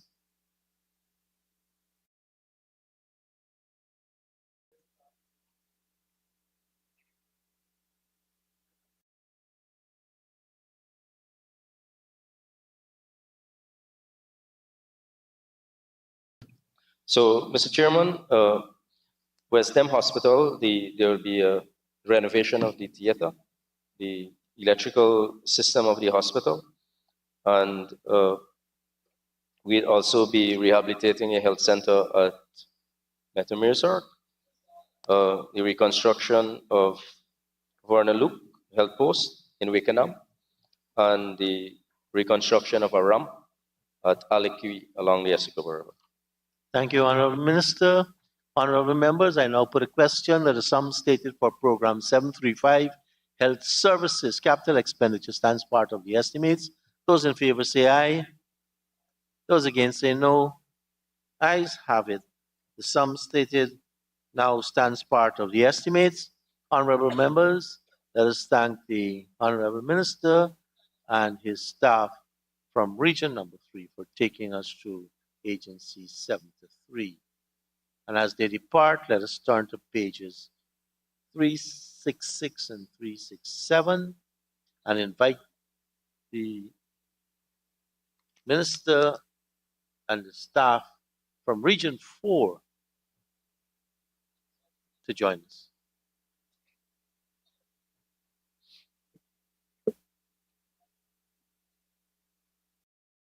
It looks like 26 minutes saved.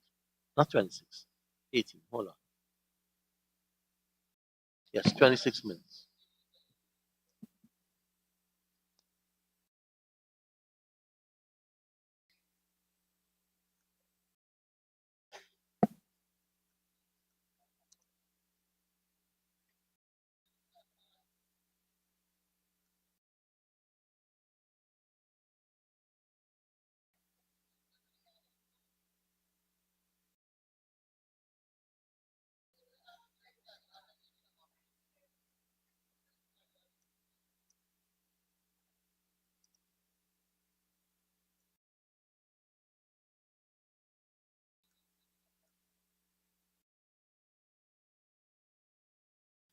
Honorable members, I now put a question that is sum stated for Agency 74, Region 4, Demerara Mahaica, Program 741, Regional Administration and Finance, current expenditure, stands part of the estimates.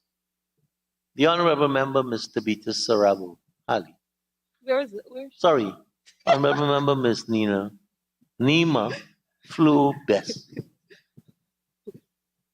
Thank you, Mr. Chair. in the same line of sight. I'd like to turn the minister's attention to line item 6242. I've noticed that there is a decline in the cost, and I would like to find out which building will not be maintained this year. Honorable Member, a question with respect to what the money is allocated for. They're not being maintained. So you may say, I'm so guided. would the Mucker Shade Center be included or something like that? Okay. I'm so guided. Could the minister identify the buildings that will be maintained with this cost? Honorable Minister. Thank you, Mr. Chairman. We have estimated $4 million to do maintenance work at the RDC main office. That's a massive building, 150 feet by 60 feet. The Enmore sub-office, which is 30 feet by 50 feet. And the Grove Craft Center, which is 30 feet by 24 feet. Thank you, Minister. Honorable Member, Ms. Nima Flobes. Thank you, Committee Chair. Line item 6281, Security Services. I note, Committee Chair, that all the other regions had an increase in this particular sector. But when it came to Region 4, I'm noting that the cost has declined significantly by 40 million. Would the Honorable Minister say why? So, Mr. Chairman, the reason why last year seemed so much was because there was a liability that was paid to one of the providers that we inherited from APNUAS. Thank you, Minister. Honorable Member, Ms. Philadelphia. Thank you, Mr. Chair, and good afternoon. We're at 6116, contracted employees. I recognize that the number has been decreased from 7 in 2022, increased, to 10 in 2023. May I ask the Honorable Minister what may have constitute this increase, and if he can provide the job description and emolument for these 3 added employees. And of course, which department these employees will be staffed. Honorable Minister. Mr. Chairman, just the last part I didn't get very clearly, if it could be repeated.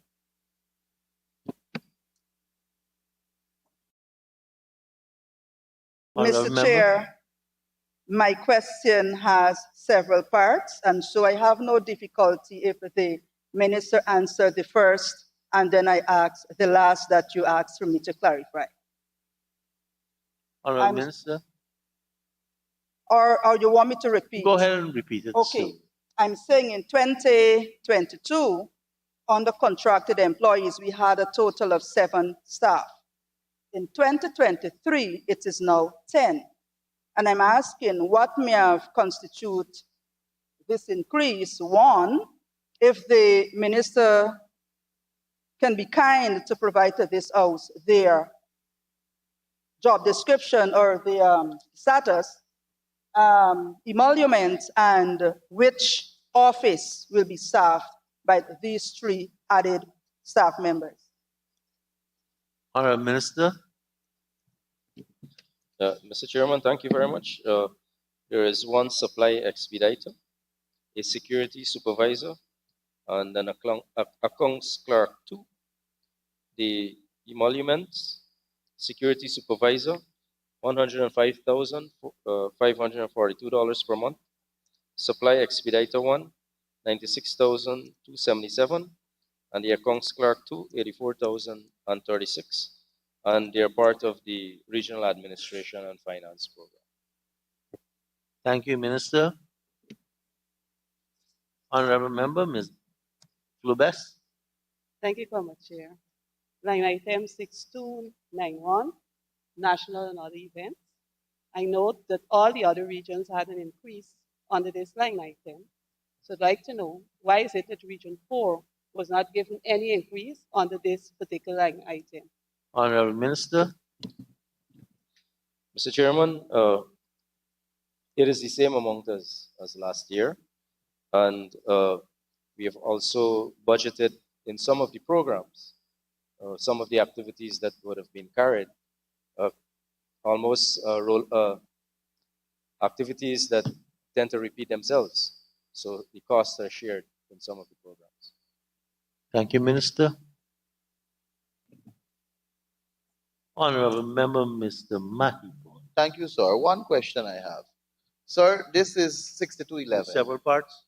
No, well, it depends on the answer. Sir, but 6211 shows an increase from 18,230,000 to 26,200,000. And the largest budget, of course, and all the line items got increases across the entire budget. This line item, sir, caters for expenses specific to the agency and is utilized by the chairperson and councillors of the RDC. When I take into account what the president announced, and that is for the increase in stipends for the regional councillors, the Tushau and deputy Tushau, and I do the calculation, sir, last year the sum of money that was left for the regional chairman and councillors of the RDC amounted to somewhere around $15 million. This year, when a similar calculation was done, the amount that is left for the chairman and councillors of the RDC is $13 million, a decrease. Can the Honorable Minister explain why is it that they have decreased Region 4 when in comparison to Regions 1, 2, 3, 5, 6, 8 and 9 were all increased substantially. Honorable Minister. Mr. Chairman, there's nothing underhand in this. They have more Amerindian villages in Region 1.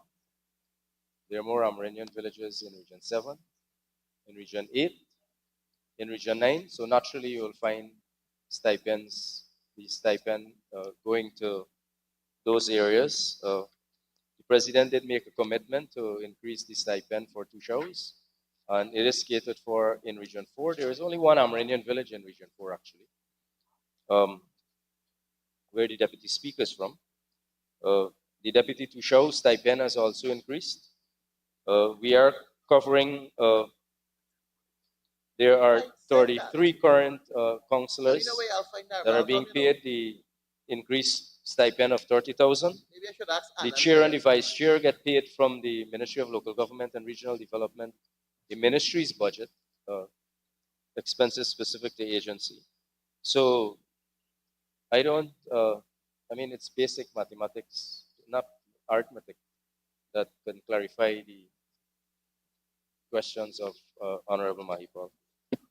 Honorable Member, Mr. Mahipal. Mr. Chairman, the same line item.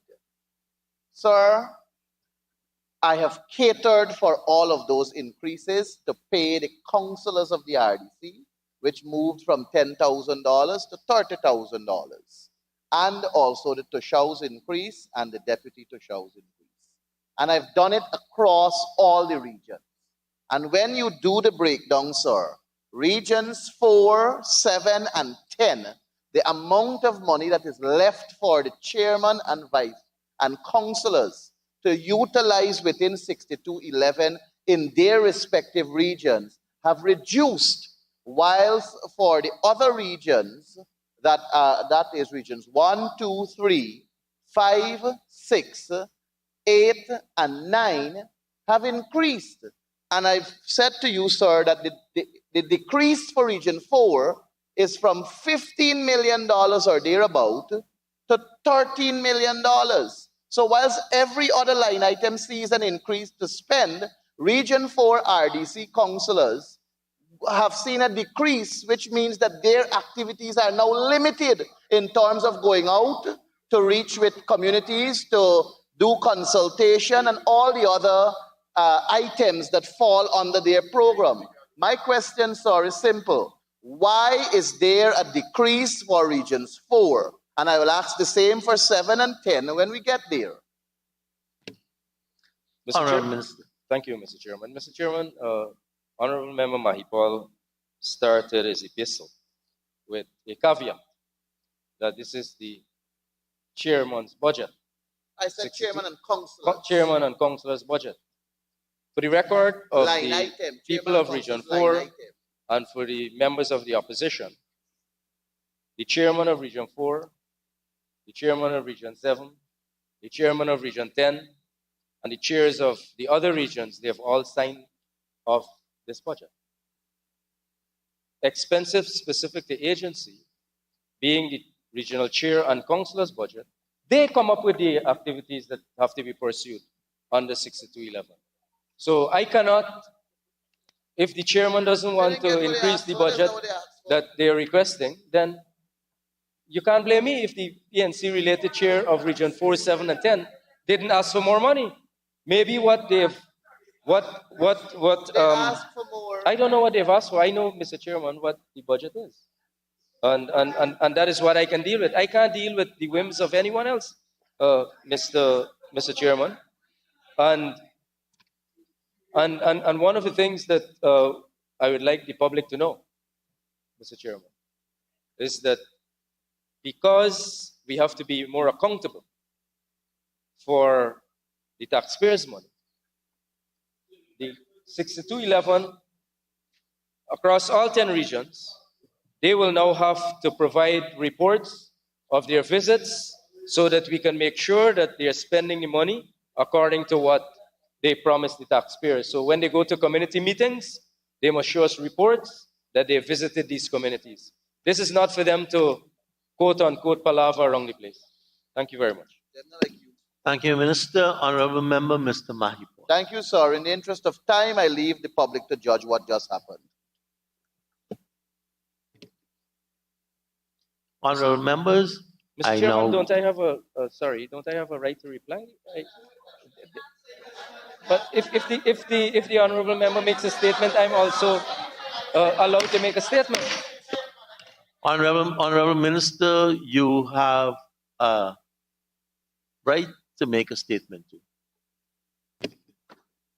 Thank you very much, Mr. Chairman, and I'd like to conform to this House, Mr. Chairman, the Committee of Supply, and to all those who are following what is happening.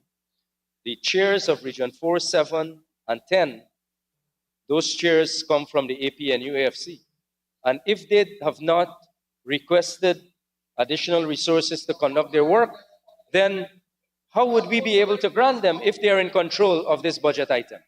Thank you, Minister. Honorable members, I now put the question that the sum stated for Program 741, Regional Administration and Finance, current expenditure stands part of the estimates. Those in favor say aye. Those against say no. Ayes have it. The sum stated now stands part of the estimates.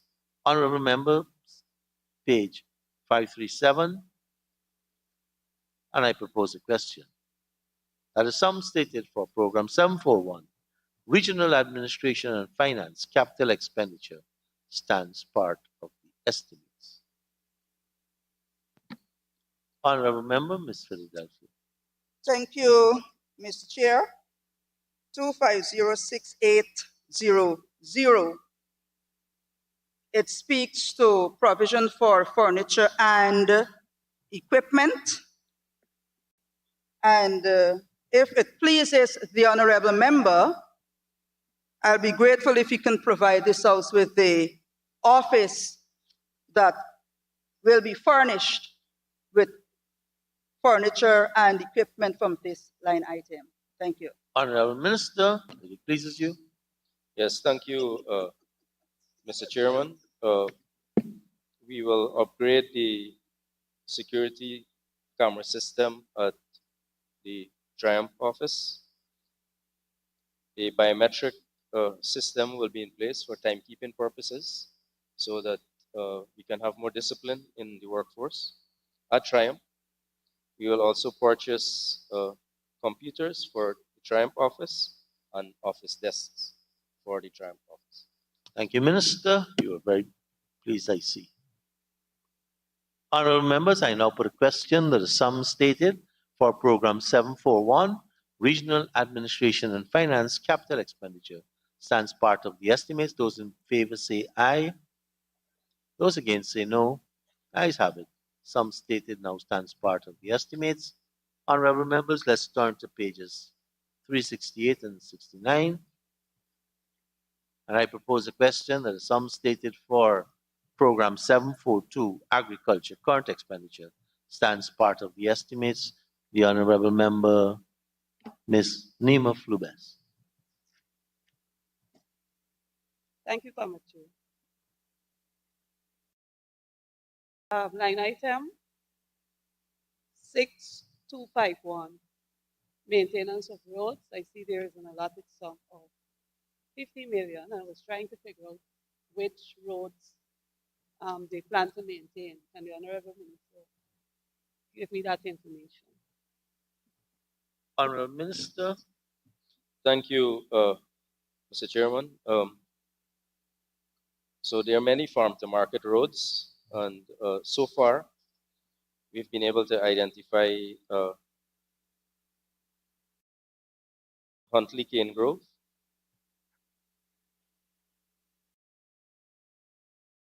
sectional repairs to the farm-to-market road along Agriculture Road, that's in Monrepo, and resurfacing of a farm-to-market road at Betuvawakting. Just to let you know, Mr. Chairman, this road at Betuvawakting, I had spoken in my speech, the debate, about $500 million spent by the last government in Betuvawakting. And at the community meeting, the residents claimed that they didn't have access to the lands where that 500 million was spent. As a matter of fact, they have no evidence it was properly spent. And so we now have to upgrade the road, well, not upgrade, but to resurface the road to make sure that they have easier and better access to their farmlands in BV. Mr. Speaker, Mr. Chairman, sorry, follow up on the very Go ahead, question. honorable member.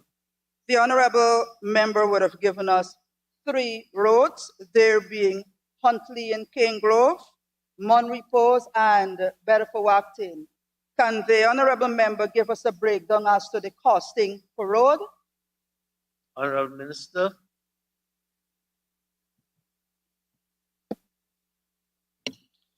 Mr. Chairman, these are estimated quantity, the figures, and I guess when the actual procurement process is pursued, we will get the exact cost.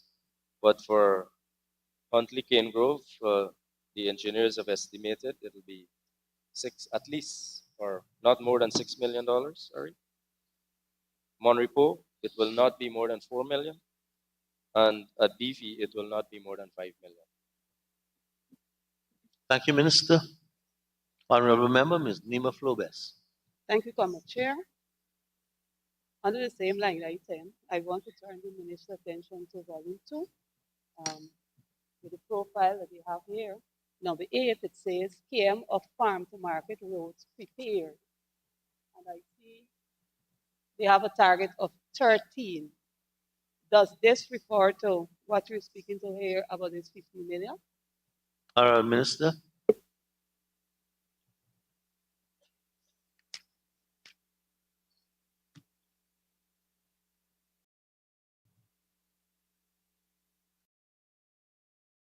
Sorry, Mr. Chairman, could I be guided again on the question, please? Honorable member, can you repeat? In volume 2, under your profile, the indicators. Yeah. Yes.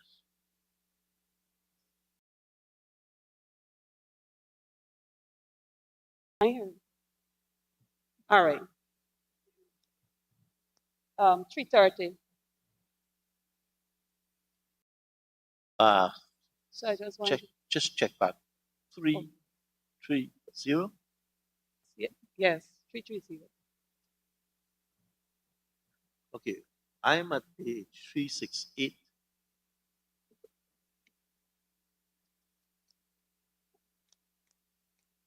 I was making reference to what I saw in volume 2.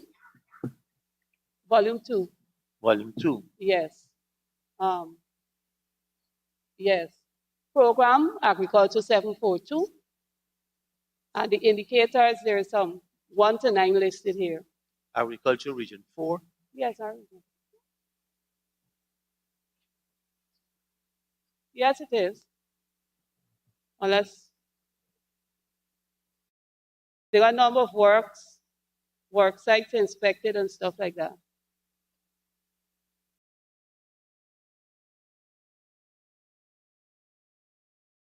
The performance indicators in the book.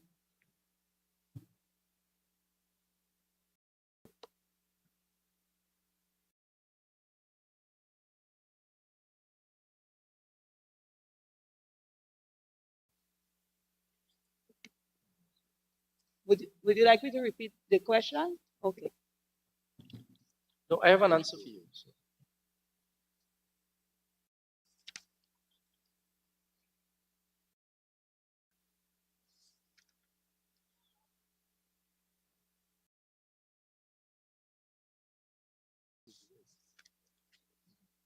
Go ahead, honorable member. You're on the right track.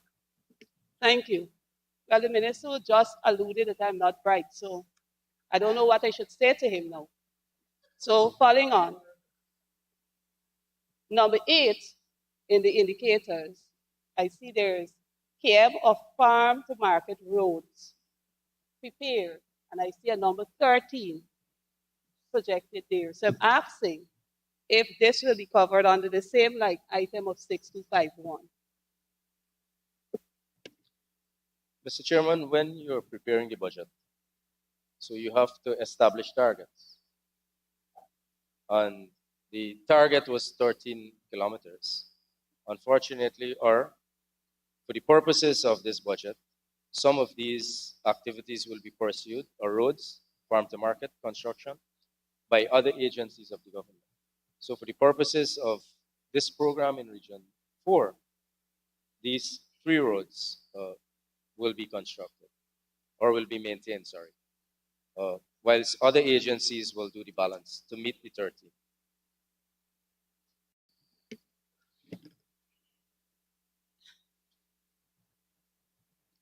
Honorable Member? Thank you, Comrade Chair. Line item 6284. I note that there's a decrease, sharp decrease in the sum. And so I'd like the Honorable Minister to say what activities will be covered under this order with this sum. Honorable Minister. Yes, thank you, Mr. Chairman. So this occurred because 14 sluice attendants are now placed on the 6116. So they move from this line item, and their salaries will be paid on the 6116. All right, so, Thank you, Minister. Comrade Chair, Honorable Member, go ahead. thank you. Well, I was coming to 6116 because when I look at the legend you have here, staffing detail, I see there is 19 less contracted employees, 19 more added, sorry. And I was wondering, what are the designation of these people? So you're saying the sluice attendants would be the persons going over there? Thank you. Honorable Minister. Thank you. I am confirming that they are all sluice attendants who will be paid under this line. Thank you, Minister. Honorable members, I now put a question that the sum stated for Program 742 Agriculture Current Expenditure stands part of the estimates. Those in favor say aye. Those against say no. Ayes have it. Sum stated now stands part of the estimates. Honorable members, we turn to page 537, and I propose a question that the sum stated for Program 742 Agriculture Capital Expenditure stands part of the estimates. Honorable Member, Ms. Nima Flubes. Thank you, Comrade Chair. I look at the project code 1701200, and I see there's provision for revetment and sluices. And when I check the volume 3, I see it's listed construction sluices at Friendship and Hurstille and revetment at Sluice Dyke. Can the Honorable Minister say what each of these projects will cost? Honorable Minister. Thank you, Mr. Chairman. The region has under its management 52 sluices, 38 on the East Bank, 14 on the East Coast, and 6 pumps. In addition, a steel door will be constructed at Friendship, and it is 15 feet long by 8 feet wide. It's 13 plus million. A timber sluice door at South Hurstelling, 15 feet long by 14 feet wide, approximately $9 million. And these are estimated costs. It can cost less when it is tendered out. Construction of timber revetment at Negakine Sluice Dyke, and it'll be again 220 feet by 15 feet high, 220 feet long by 15 feet high, an estimated cost of $13.8 million. Thank you, Minister. Honorable members, I now put a question that the sum stated for program 742, agriculture, capital expenditure, stands part of the estimates. Those in favor say aye. Those against say no. Ayes have it.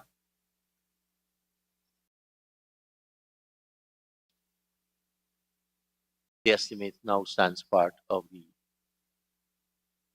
item now stands part of the estimates. Honorable members, please turn to 370 and 71. And I propose a question that the sum stated for program 743, public works, current expenditure, stands part of the estimates. Honorable member, Ms. Flobes. Thank you, Comrade Chair. Line item 6116, contracted employees. I see there's almost, you say 90% increase. And when I look at the legend, I notice that there are 2 added contracted employees. Can the Honorable Minister say what is the designation and emoluments for the 2 added employees? Honorable Minister. Thank you, Mr. Chairman. Yes, there's an engineer and an overseer in the Public Works Department. The overseer salary is 103,364, and the engineer salary is 256,371. Thank you, Minister.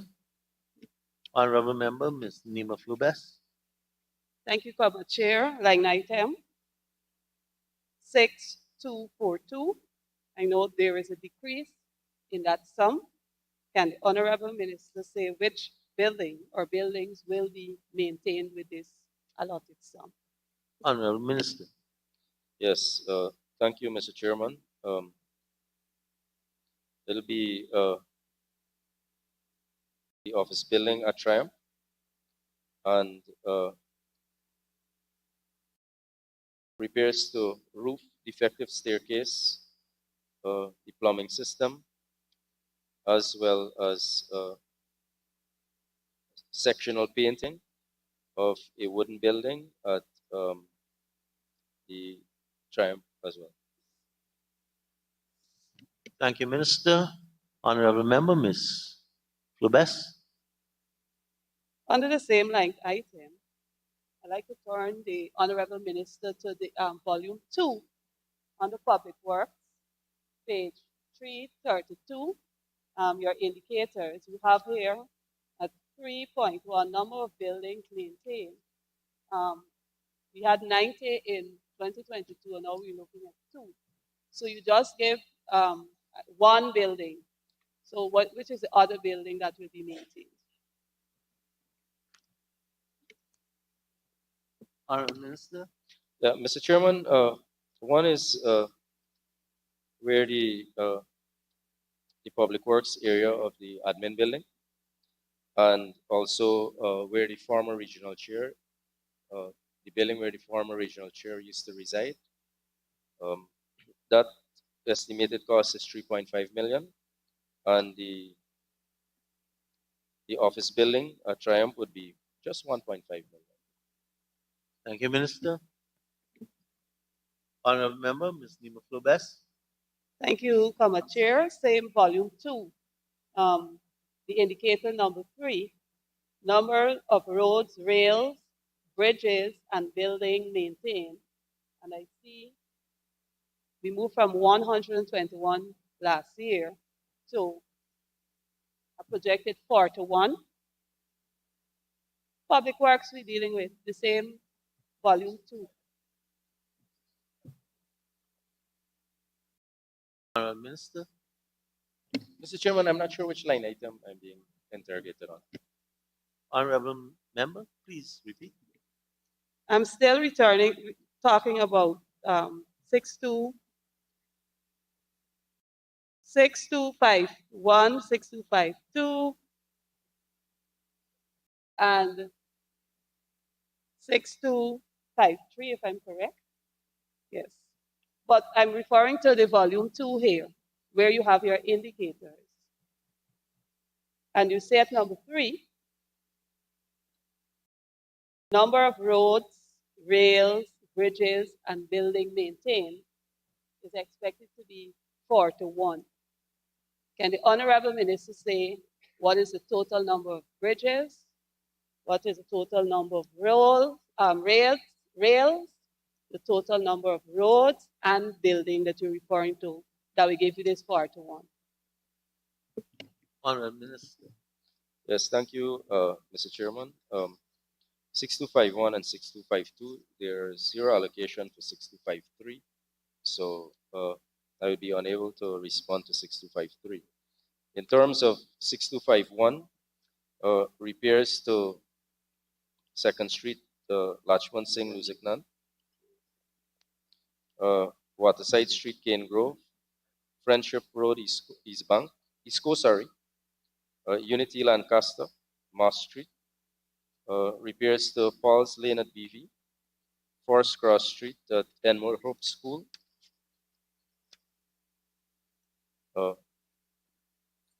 repairs to East-West Street, Annandale, Sanreef, Monrepo North, 3rd Cross Street, repairs to 2nd Cross Street, Nonpareil, repairs to Middle Street, Pleasance, and repairs to Cross Street at New Hope Scheme, East Bank, repairs to Forest Cross Street, Ivan Road at Susdike, the Cross Street at Purzirktig Height, East Coast, Demerara, that's in Maheka, Nile Street in Grove, and Harry Avenue in Friendship. On 6252, repairs to 2nd Street, 2nd Bridge, north to south, this is on Grove, East Bank. Repairs to east to west sidelines connecting bridge at Moravian Street in Victoria. Repairs to bridge leading to Enmore Hope Primary. Repairs to the vehicular bridge. Vehicular bridge along Church Street in Bachelor's Adventure. Ramos Street in Pleasance. And Timber Bridge at Market Street in Better Hope. A bridge in Mahika Market, contiguous to the Mahika Market. Repairs to 2nd Bridge at 2nd Cross Street, Nabaklis. Repairs to Footpath Bridge at Anns Grove.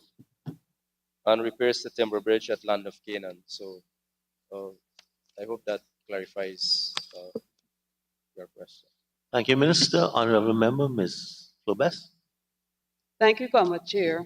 I know I asked for the total number and not the listing, but I would be happy if the minister can be kind enough to lay over the listing to me, to the Honorable House. Moving on, Mr. Speaker, line item 6302, training including scholarship. I note that there is a sum of $252,000, and I would just like to know from the Honorable Minister how many persons or if it's one person that will benefit from this meager sum. Honorable Minister. Mr. Chairman, there is continuous training across the government, and in this case, 7 persons will be attending a 5-week training program on risk management. Thank you, Minister. Honorable members, I now put the question that the sum stated for Program 743, Public Works current expenditure, stands part of the estimates. Those in favor say aye. Those against say no. Ayes have it, the sum stated now stands part of the estimates. Honorable members, let us turn to page 537. And I propose a question that the sum stated for Program 743, Public Works capital expenditure, stands part of the estimates. The Honorable Member, Ms. Philadelphia. Thank you, Mr. Chair. Under 1400700, I recognize here in volume 3, 9 roads to be constructed and or upgraded. And so, if the Honorable Minister is kind to provide the Honorable House with the number of roads to be constructed and the number of roads to be upgraded. Honourable Minister. Mr. Chairman, would you permit me to sit for a moment and answer? Would you permit me to sit for a bit and Yes, answer? I will. Thank you, Mr. Chairman. So we are constructing the main access. There are a few roads. There are 7 roads actually. So we were not able to get all 9. However, if there are savings, we'll be able to have an inclusion and have more roads constructed. And there are 3 to be upgraded and 4 to be constructed. Thank you. Honourable Member, please. Thank you, Mr. Speaker. I trust that during my budget presentation, I made mention of the deplorable roads in the Backlays. And I heard the minister mention just now, if there is savings, and I want to implore on this House that some consideration be given to the village of Nabaklis to get those roads repaired, Mr. Speaker, Comrade Chairman. Some consideration to be given to Nabaklis. So the question is, would the minister consider putting the Bacalus roads as a priority if there's savings?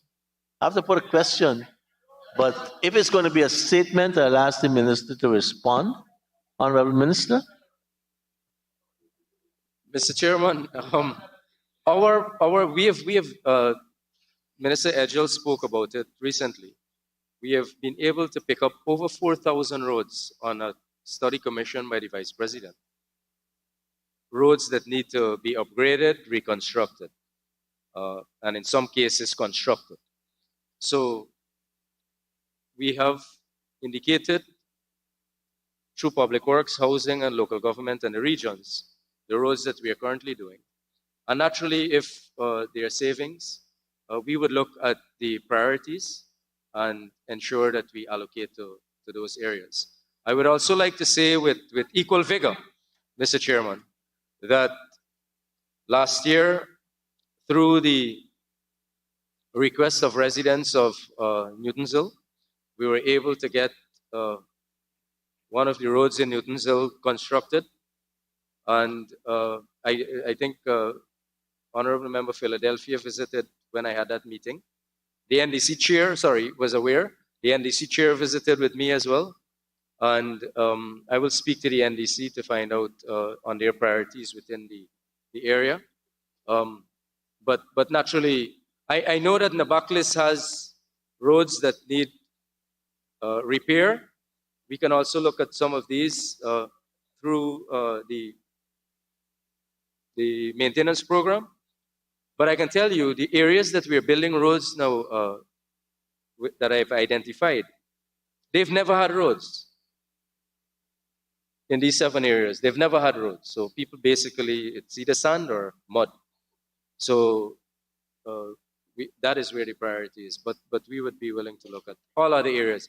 I want to commit to, on behalf of the government, that all of the roads we will be reconstructing and upgrading to the extent that on an instruction of His Excellency, all roads will be done in asphaltic concrete or reinforced concrete. So it will have a much longer life. Thank you, Honourable Minister. Honourable members, I now put a question that the sum stated for Program 743, Public Works, Capital Expenditure, stands part of the estimates. Those in favour say aye. Those against say no. Ayes have it. Sum stated now stands part of the estimates. Honourable members, I invite you to turn to page 7 372 and 73. And I propose a question that the sum stated for program 744 education delivery current expenditure stands part of the estimates. Honorable Member, Ms. Philadelphia. Thank you, Mr. Chairman. 6116 contracted employees. In 2022, we had 3 staff. But in 2023, it's now 425.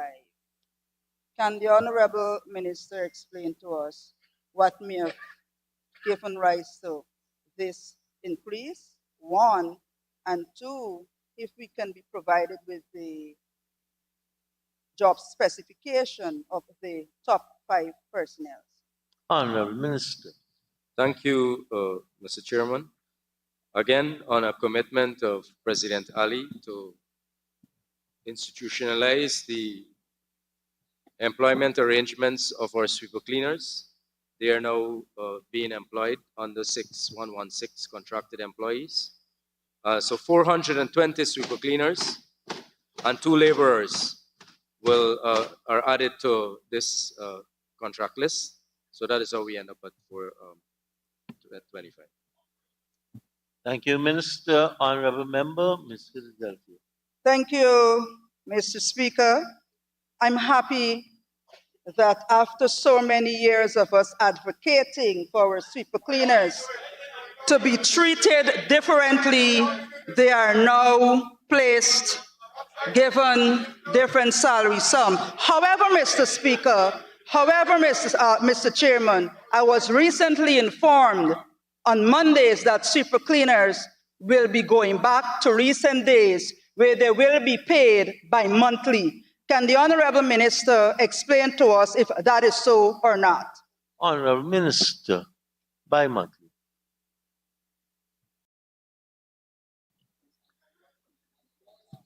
Mr. Chairman,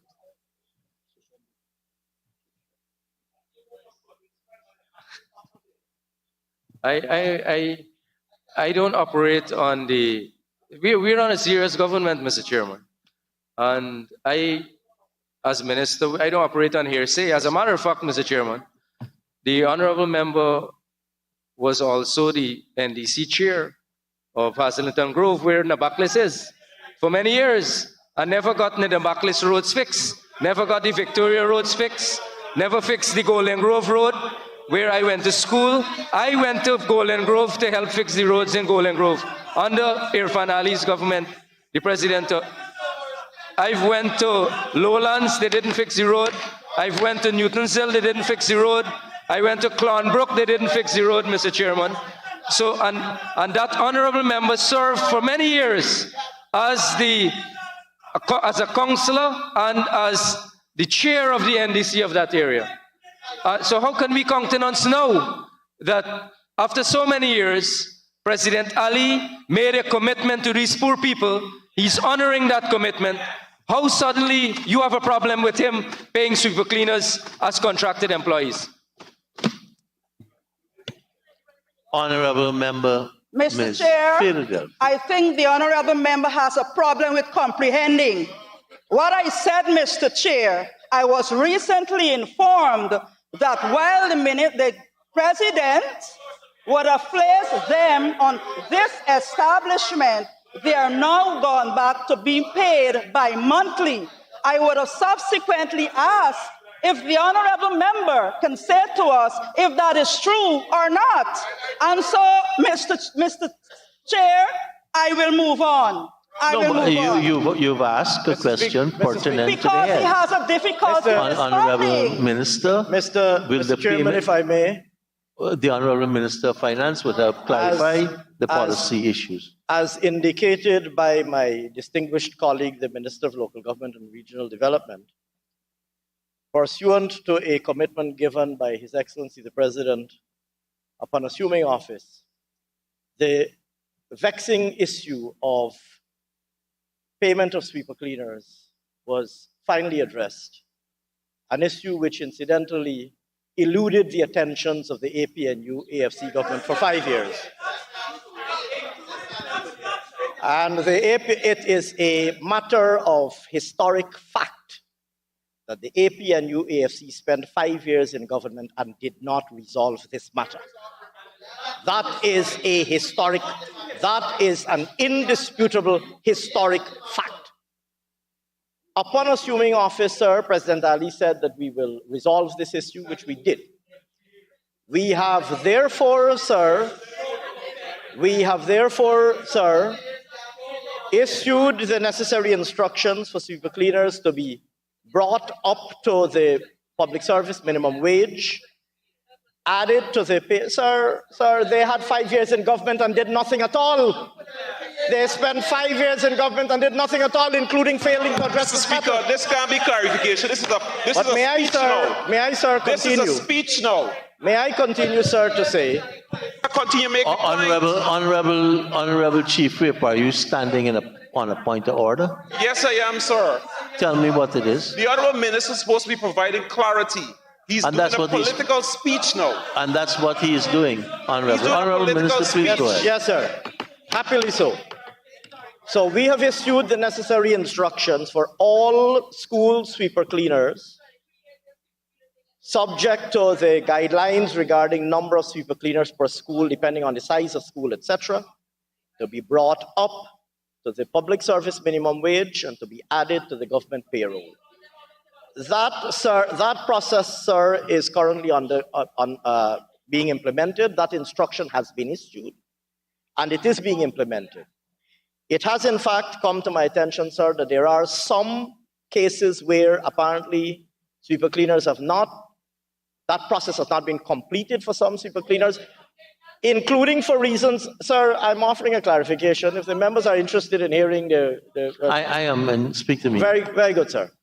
So it has recently been brought to my attention and the attention of the cabinet that there are instances where, for example, sweeper cleaners might not previously have been registered for NIS, so they don't have an NIS number, or they don't have a TIN number. So those administrative details have to be addressed in order to bring them properly on the payroll.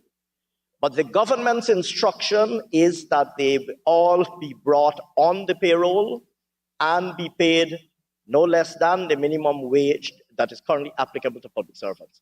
Any rumor to the contrary, sir, I would venture to speculate, must be a rumor being circulated at the behest of perhaps a wicked APNU informant. Okay, wicked is unparliamentary. I withdraw, sir. I withdraw. A mischievous. Thank you, Honorable Minister Very well, of Finance. sir. So this process of bringing them online may have missed a few of them based on some administrative issues, and the work continues to bring everyone online. Sir, I wouldn't say that we've missed a few of them. I would say that while they regularize issues like getting their NIS number or their TIN number, etc., in those instances, they might not have been completed as yet. Thank you very much. Thank you very much for that policy clarification and the issue with respect to implementation of the policy. Honorable Member, Ms. Philadelphia. Thank you, Mr. Chair. Mr. Chair, sweeper cleaners were being paid prior to 2015, $22,000 per month. Under the APNU AFC, their salaries would have gone all the way up to $58,000 and more, Mr. Speaker, Mr. Chairman, and they would have received bonus at the end of December under APNU AFC. And so when the Finance Minister and the Minister of Local Government and Regional Development got to stand there to say APNU AFC did nothing, oh my gosh. Mr. Speaker, I now turn my attention to 6284. Honorable Member, normally when there is an issue which adversely affects a government person can invoke a certain standing order for a right of reply. But not to carry this on both sides, I will now allow you to proceed rather than invite a comment on your comment to your next question. Thank you, Mr. Chairman. 6284. You need a rest. You need a rest. Mr. Chair, 6284. 2022, there was an allotted sum of 236,957. In 2023, it's now an allotted sum of 134,923. Can the Honorable Minister be kind to explain to us what may have given cause to this drastic decrease? Honorable Minister. Mr. Chairman, again, last year the sweeper cleaners were paid from this head, so a lot of the resources have now gone to contracted employees. So that is why there is such a significant decrease. Thank you, Honorable Minister. Honorable members, I now put the question that the sum stated for Program 744, Education Delivery, Current Expenditure, stands part of the estimates. Those in favor say aye. Those against say no. Ayes have it. Sum stated stands part of the estimates. Honorable members, please turn to page 537. And I propose the question that the sum stated for Program 744, Education Delivery, Capital Expenditure, stands part of the estimates. The Honorable Member, Ms. Philadelphia. Thank you, Mr. Chair. 1203300, it says provision for schools, educational facilities, and payment of retention. And that is basically 3 areas. Can the Honorable Minister give us a breakdown as to what will be happening under each one of these areas and the schools that will be benefiting thereof? Honorable Minister. Thank you, Mr. Chairman. I can stand up for this one. The new wing at Diamond Secondary, that is a retention. Sorry, a rollover. We will be constructing, I wish to announce, that we will be constructing a new school at Swan, a nursery school this time. We did a primary school, and the children of Swan along the Linden-Susdike Highway will get a new nursery school. We will do general rehabilitation of Covent Garden Primary, reconstruction of Providence Nursery School, a 2-flat concrete building, reconstruction of Annandale North Nursery School, a flat concrete building, reconstruction of Diamond Special Needs, a flat concrete building, general rehab to Luzignan Primary, general rehabilitation of Kurukururu Primary Annex and Main Building, and that school has right now 1,242 learners. General rehabilitation of Covent Garden Secondary, extension of the Swan Primary School already. Since we built the school, more children are now coming to the school, so we have to extend the school. The school we had built before catered for 90 learners. There are now 169 pupils, and we have to do an extension to the primary school. We are also constructing a bridge, and the Honorable Member would like to hear this. The eastern entrance along Victoria Sideline Dam to the Swami Primary School. Oh, some of them don't know where this is on the East Coast. I know the East Coast very well. Construction of a new school. Again, new school. Nonpareil Nursery School. They will have a new school, those kids. General rehab of Grove Primary. And the construction of a trestle at Diamond Grove Primary as well. So those are the buildings that are catered for in this line item. Thank you, Minister. Honorable Member, Ms. Philadelphia. Thank you, Mr. Chair. I'm happy for the information provided by the minister, but I would want to say and ask, once there are savings, if Strathspey Nursery School can be given some attention. That school was provided with a new building. However, the learners from that institution gain access through the primary compound. And sometimes it can be real disgusting. And so if that school can be provided with their own walkway. In addition, there needs to be lifting in some areas because there's flooding. And as I'm on my feet, there seemed to be some amount of electrical issue at Triumph Nursery School. So I see my Redo is here, and I trust that some attention can be given to these two institutions. If there are savings, as you said, Honorable Minister, can you? Thank you, Mr. Chairman. And the radio is doing a fantastic job in Region 4 currently. If there are savings, we will do many things. There are a number of things that the honorable member raised as well that are currently covered under the current program of the region. So some of those things will be looked at under the current program as well. Thank you, Minister. Honorable Member, Ms. Philadelphia. Sorry. Honorable members, I now put the question that the sum stated for program 744, education delivery capital expenditure, stands part of the estimates. Those in favor say aye. Those against say no. Ayes have it. Sum stated now stands part of the estimates. Honorable members, let's turn to page 374 and 75. And I propose a question that the sum stated for program 745 health services, current expenditure stands part of the estimates. Honorable member, Ms. Nima Flobes. Thank you, Comma Chair. Line item 6113. I noticed in the staffing details that we have 4 less employees. So I'd like the Honorable Minister to say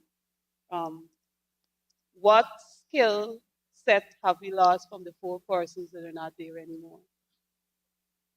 Honorable Minister.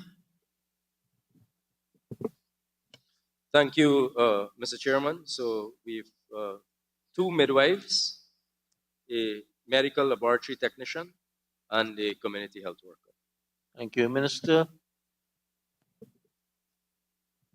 Were these employees attached to a specific health institution in the region? And if so, please name the institutions that they were attached to. Thank you, Honorable Minister. Thank you, Mr. Chairman. The CHW is from Plaisance, the medical lab tech from Diamond, and the midwives from Timeri and Susdek. Thank you, Minister. Honorable Member, Ms. Bess. Can the Honorable Minister say how the institutions are functioning currently without these skill sets? And do you have plans in place to replace these skills? Honorable Minister. Thank you, Mr. Chairman. And we have made tremendous strides in the health sector in the last 2.5 years. From a point of massive shortage of drugs and medical supplies to practically every institution in every part of the country with adequate drugs and medical supplies at any given time. We've always the issue of professional skilled staff is a concern.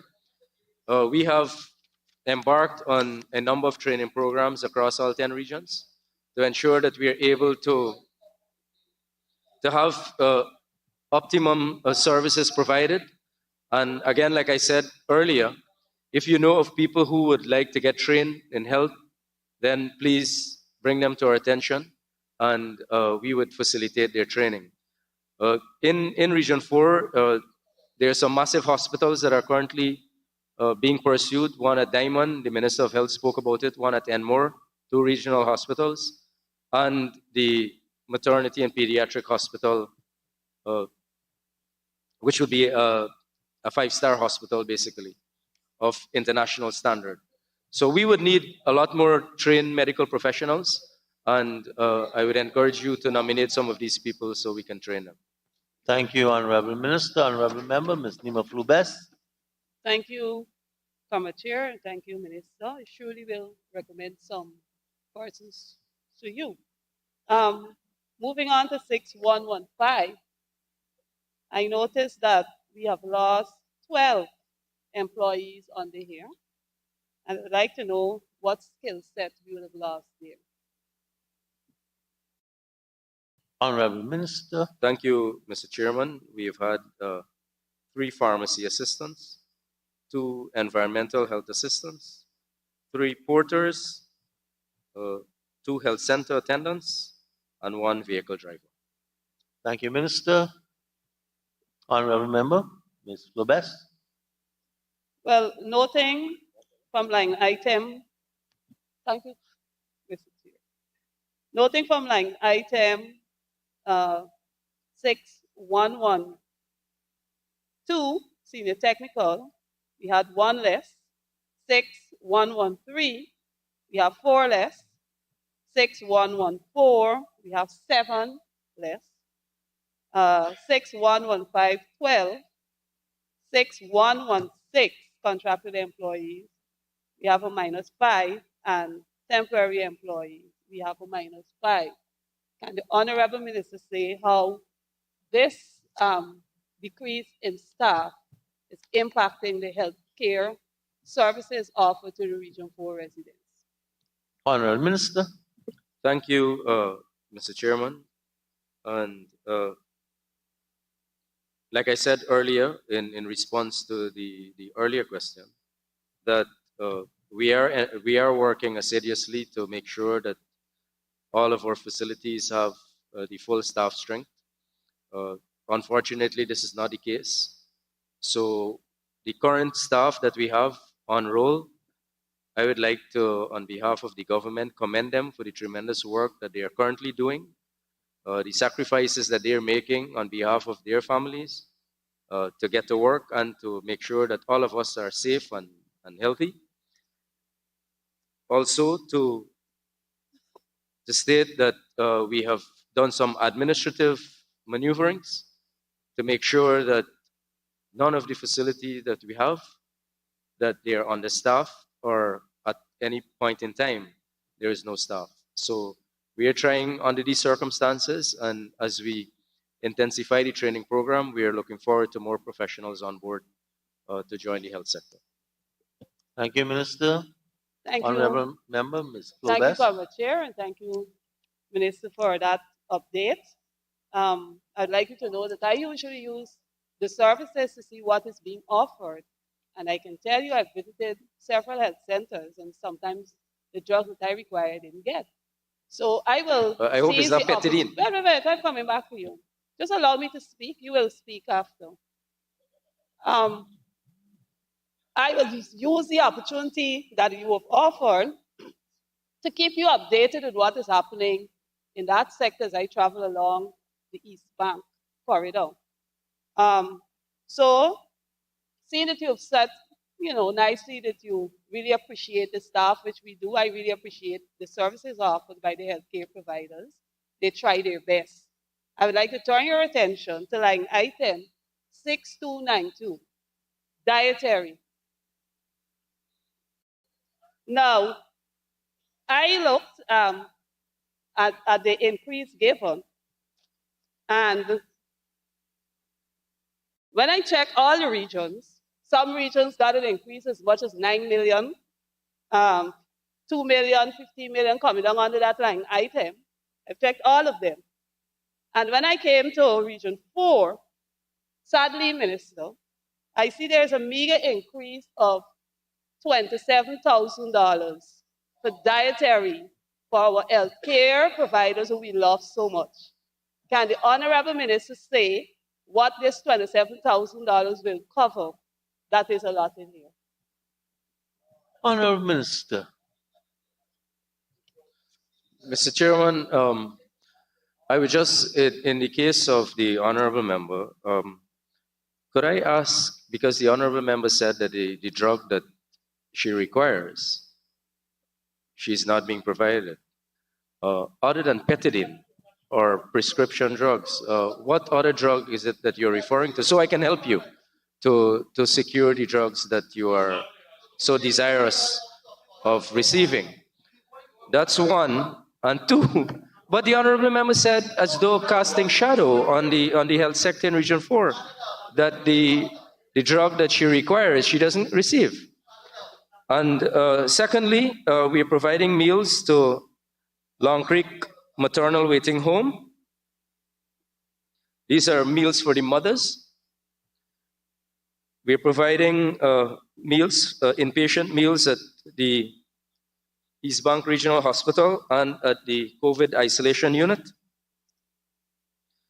We are also providing drinking water for 180,000 patients who visit all of the 33 facilities within Region 4. And we are also providing dietary support to 490 health staff working across the facilities of Region 4. Thank you, Minister. Honorable Member, Ms. Best. And Mr. Chairman, it is not true that it is only 27,000 in the sense that it is 27,000 Guyana dollars. But what the honorable member has failed to realize that in the last government, their focus was on dietary. They killed a sugar industry because of dietary. The money they spent on food per year between 2015 to 2020 could have saved Wales Estate 5 times. Honorable Member, Saved Honorable Minister, thousands of please. jobs. Let us stick to the head before us.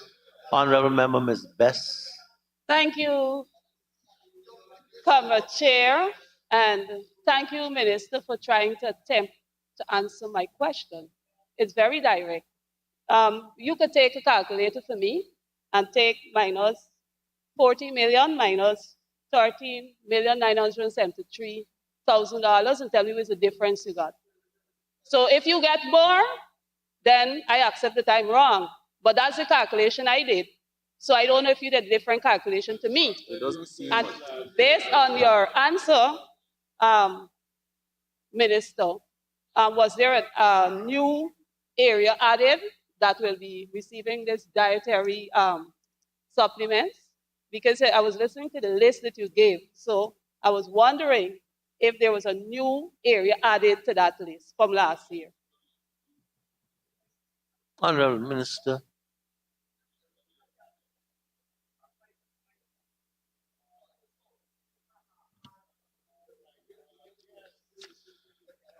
Mr. Chairman, I don't understand why we quibbling over which. I don't understand the question, Mr. Chairman. If there is a new area added, we have a budget of 14 million, and these are the areas where the monies will be spent for pregnant mothers at Long Creek. So, and for patients at the East Demerara Hospital and the COVID-19 isolation unit. So I've been very clear. And for patients as well as staff in some instances. But Mr. Chairman, may I hasten to add as well that it was President Ali. President Ali, again, a commitment he made to the health professionals, readjusted their salaries, and now they are earning much more than they were earning last year, but especially during 2015 to 2020. It was President Ali who readjusted their salaries, an upward readjustment across all the salary scales. Thank you, Honorable Minister. Honorable Member, Ms. Flobes. Thank you. Thank you, Comrade Chair. at least I did not receive a substantial answer, so I'll move on. When I look at line items 6282, equipment maintenance, if my calculation is right, I see there's an increase of $1,000. Cleaning and examination services, I see there's an increase of $1,000. And on the other, I see there's an increase of $32,000. I don't know if my math is correct, but I would allow the Honorable Minister there to do his calculation and just tell me if I'm correct. Based on my investigations on the other regions and the increase I've seen across, I would like to know, why is this minimal increase given for this area? Are you saying that all equipment in Region 4 are functioning effectively and they do not require any extra monies and all of that? Just need to know. Honorable Minister. Mr. Chairman, all that being said, Region 4 still, this is the biggest budget Region 4 ever received since Region 4 is receiving budget.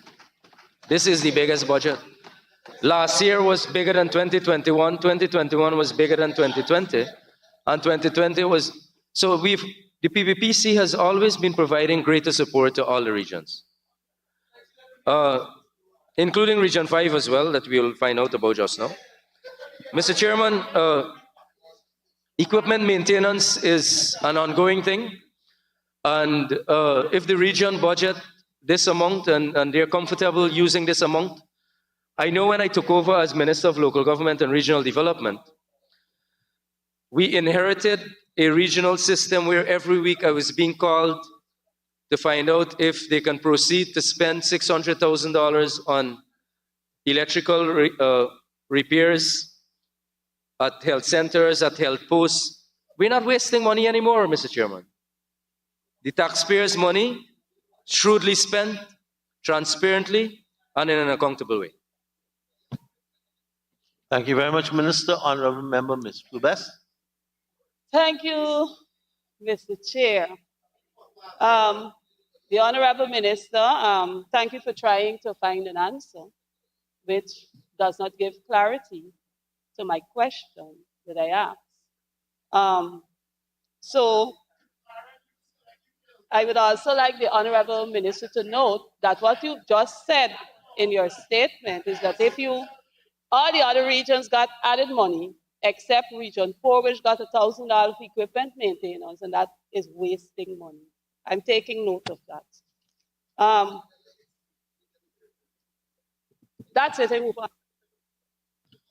Should I give the Minister the right of reply? Yes. Honorable Minister, I'll give you a few seconds. Thank you, Mr. Chairman.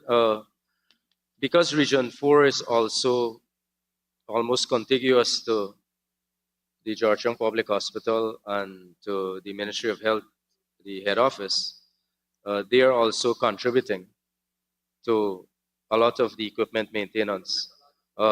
Economies of scale, and so we don't have to be spending money wantonly, doing the same thing, paying for the same thing more than once, as used to happen between 2015 to 2020. And we have also constructed many of our own buildings. We have done a lot of repair work in the last 2.5 years, and so you wouldn't find the need to expend so much as used to be done before. Thank you very much, Minister. Honorable members, I now put a question that the sum stated for Program 745, Health Services, current expenditure stands part of the estimates. Those in favor say aye. Those against say no. Ayes have it.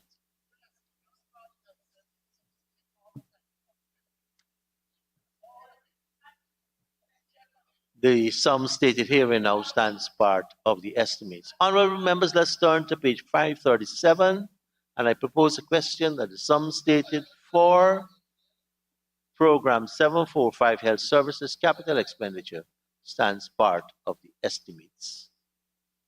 Honorable member, Ms. Flobes. Thank you, Committee Chair. I see line item 1203500, buildings, health, and provision for health facilities. I noted in the volume 3, a number of areas were listed: Health Center for Monrico in Swan, living quarters at Long Creek Health Center, extension to Diamond Diagnostic Hospital, and upgrade of electrical in Maruni, and health centers at a number of places. Can I ask the Honorable Minister, what will be the cost for the provision of health centers at these different locations? King Grove, St. Cuthbert's Mission, and Kurukuru. Honorable Minister. Thank you, Mr. Chairman. For the purposes of the public, Mr. Chairman, I'd like to announce that we are going to be building a new health center in Monrico. We will also be constructing a health post, new again, Swan on the Soesdijk-Linden Highway. We'll be constructing a culvert shed and concreting of the yard at the New Diamond Smart Health Center to make the amenities more pristine. We'll be rehabilitating living quarters at Long Creek Health Center for staff. We'll be extending and enclosing the East Demerara Regional Hospital patient waiting area, again to improve the triage services and to accommodate more people. Upgrade the electrical wiring at Herstelling Health Center. Remodel the lower flat of the Golden Grove Health Center. Enclosing the Grove Health Center waiting area. Extending and upgrading the pharmacy at Timeri Health Center. Construction of an annex room for dental services at Kururu. Construction of an annex room for dental services at Melanie. Upgrade of solar power wiring to accommodate GPL at Haruni. Remodel the living quarters at Cane Grove, and remodel front of the St. Cuthbert's Health Center. Thank you, Minister. Honorable Member, Ms. Flobes. Thank you, Committee Chair. Project code 2503700, furniture and equipment, health. I see all they have the description, furniture and equipment. It didn't say where or which facility will be benefiting from this. Can the Honorable Minister say which health facility or facilities will be benefiting from this? As part of our Honorable commitment, Minister. Mr. Chairman, to again make sure that our health services are provided and accessible to every single Guyanese. In Region 4, we are making the effort to make sure that all of our health facilities have some very basic equipment at the least. So a lot of the equipment that will be procured would be distributed across different health centers or health facilities in Region 4. Thank you, Minister. Honorable members, I now put a question that is sum stated for Program 745, Health Services Capital Expenditure, stands part of the estimates. Those in favor say aye. Those against say no. Ayes have it. The sum stated now stands part of the estimates. Thank you, Honorable Minister and the staff of Region 4 for taking us through agency number 74. And at this time, we're going to ask for the staff of Region 5 to get in place, and Minister is going to be back temporarily, and it gives us a chance to switch. The chair, invite the honorable member to take the chair on my behalf.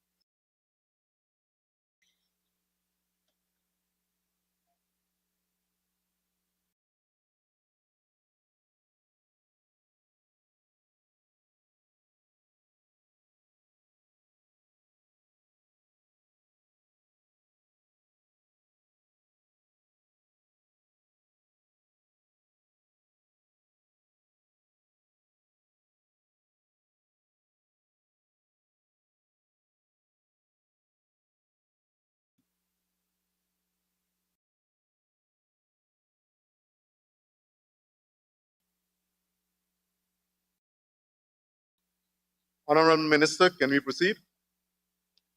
Yes, thank you, Mr. Chairman. But it's getting kind of cold, though. So. All right, we'll adjust accordingly. Mr. Clark. Honorable members, we'll move on to Agency 7575, Region number 5, Mahaika Borbis. And I propose the question that the sum stated for Agency 75. First, let me direct your attention to pages 380 to 381, 380 and 381 for Program 751, Regional Administration and Finance. Current expenditure, and I propose that the sum stated form part of the estimate. Honorable Member, you have the floor. Thank you, Mr. Chairman. Mr. Chairman, to the Honorable Minister, line item 6264. Could the Honorable Minister, Honorable Minister say what is the total number of vehicles attached to the fleet at the RDC administration?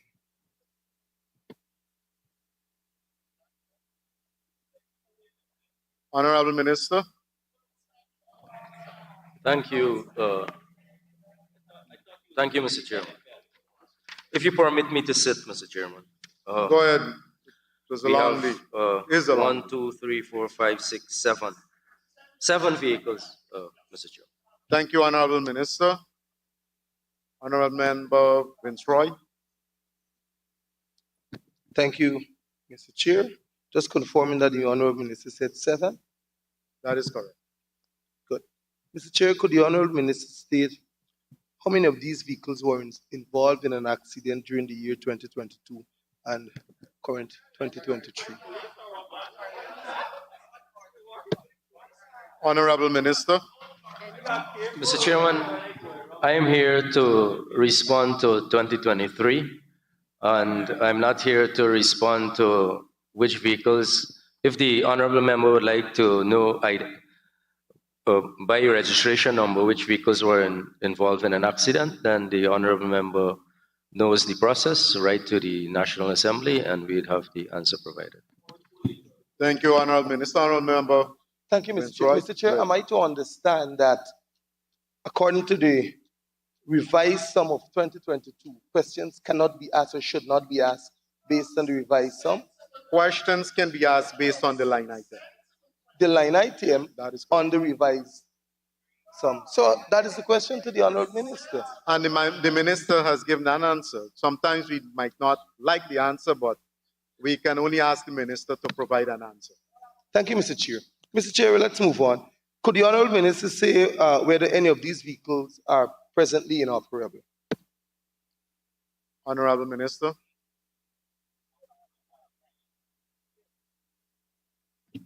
Mr. Chairman, there is currently one vehicle that is inoperable. Thank you, Honorable Minister. Go ahead, Member. Thank you, Mr. Chair. Mr. Chair, could the Honorable Minister state that vehicle number and the period or the duration it has been inoperable for? Honorable Minister.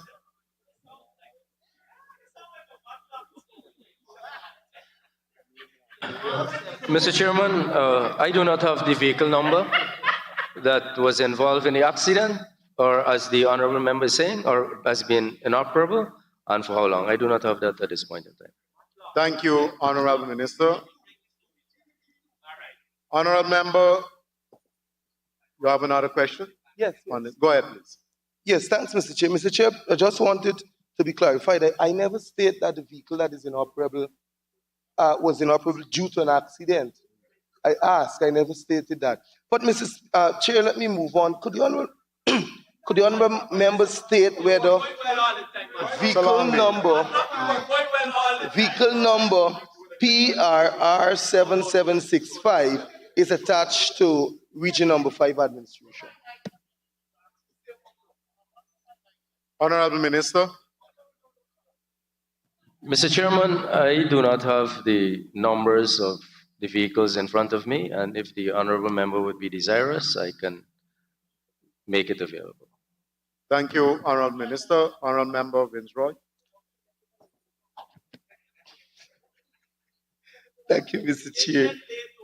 Mr. Chair, 6311, could the Honorable Minister state whether payments were made last year for rates and taxes, and if not, what is the arrears for rates and taxes to our NDCs throughout the region for the regional administration buildings? Okay, let's allow the Minister, please. Honorable Minister.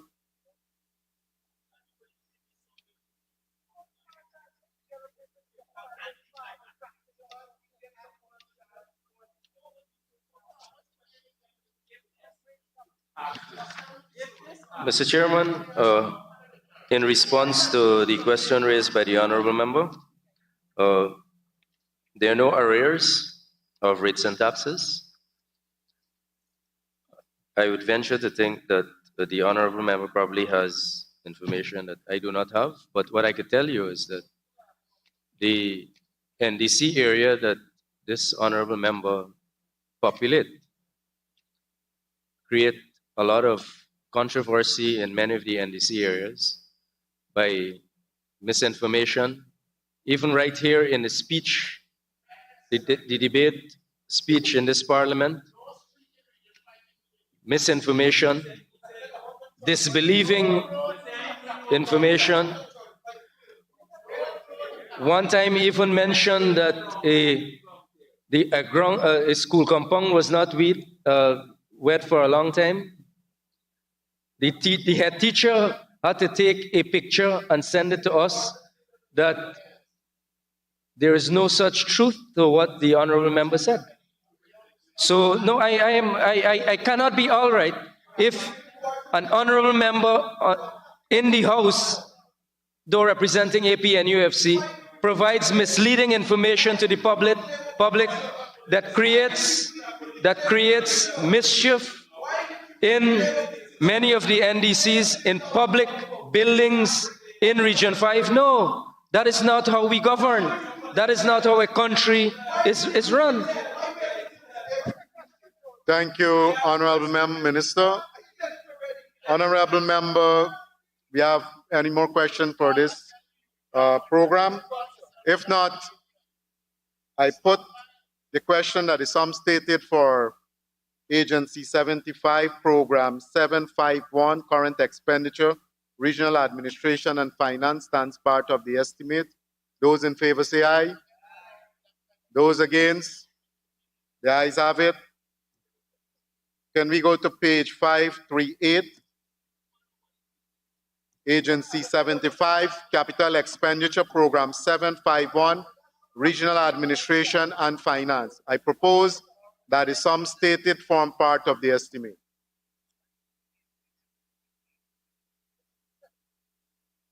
I put the question that the sum stated for Agency 75, Capital Expenditure, Program 751, Regional Administration and Finance, form part of the estimate. Those in favor say aye. Those against? The ayes have it. Pages 382, 383, Agency 75, Program 752, Current Expenditure, Agriculture. I propose that the sum stated form part of the estimate. I put the question that the sum stated for Agency 75, Program 752, Current Expenditure, Agriculture, form part of the estimate. Those in favor say aye. Those against? The ayes have it. Let me direct members' attention to page 538, and I propose the question that is sum stated for Agency 75, Program 752, Capital Expenditure stands part of the estimate. Honorable Member Vince Roy. Mr. Chair, profile code 342, reference there for construction of farm to market roads at Dundee, Blairmont, and number 12. I just want to ask one question here, Mr. Chair. Mr. Chair, could the Honorable Minister state whether the farm to market road Golden Grove sideline dam would be completed under this program? Honorable Minister. Mr. Chairman, we are going to be doing a number of farm-to-market roads, and in some cases, other agencies are also pursuing them. Some of these roads will also be converted or upgraded to asphaltic concrete in some areas. So the honorable member can drive his vehicle on any one of these roads.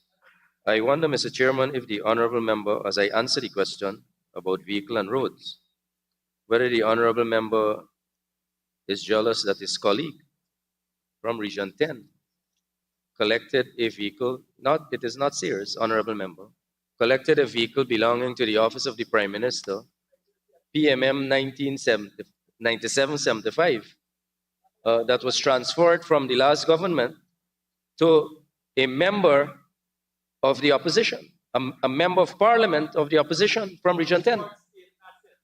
And it is not the Honorable Devin Sears. Yes. Thank you, Honorable Minister. Honorable Member, you have any further question for this particular program? Honorable Members, I put the question that the sum stated for Program 75, Program Agency 75, Program 752, Agriculture, capital expenditure form part of the estimate. Those in favor say aye. Those against? The ayes have it. Let me direct members' attention to pages 384, 385, Agency 75, Program 753, current expenditure, and I propose that the sum stated form part of the estimate. Honorable Member Vinsroy, go ahead. Thank you, Mr. Chair. Mr. Chair, 6254, maintenance of sea and river defenses. Could the Honorable Minister kindly provide the nation with information as to whether the sluice at Blaymont number 1 settlement or the Coker rather, and that at Ithaca will be rehabilitated during this? Honorable Minister. Mr. Chairman, recapping of CDAM, Blairmont number 1 to Ithaca, the drainage sluice, and repairs a section of the revetment at Bayabu. They're covered under this line item. Thank you very much, Honorable Minister. Honorable Member.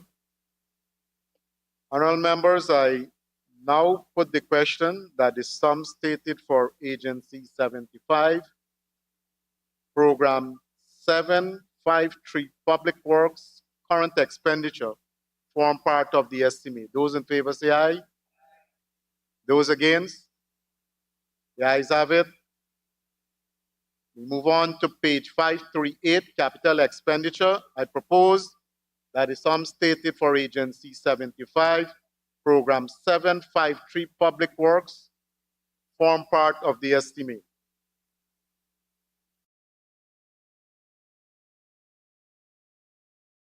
Capital expenditure. I now put the question that the sum stated for Agency 75, Program 753, Capital Expenditure, Public Works, form part of the estimate. Those in favor say aye. Those against? The ayes have it. Directing members' attention now to pages 386 and 387. I propose that the sum stated for Agency 75, current expenditure, Program 754, education delivery, forms part of the estimate. Honorable Member Vinsroy. Mr. Chair, thank you. Could the Honorable Minister say what is the current state of the cold storage transport truck that was purchased for the Education Department? Honorable Minister. Mr. Chairman, what line item are we referring to? We are on to My education apologies. delivery, line item, Honorable Vincent. 6264, my apologies.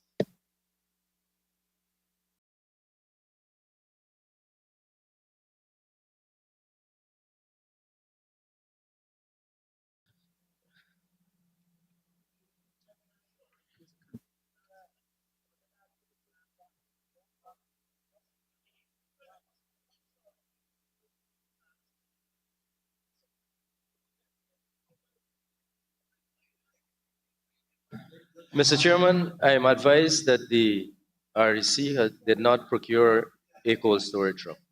Thank you, Honorable Minister. Honorable Member Jordan.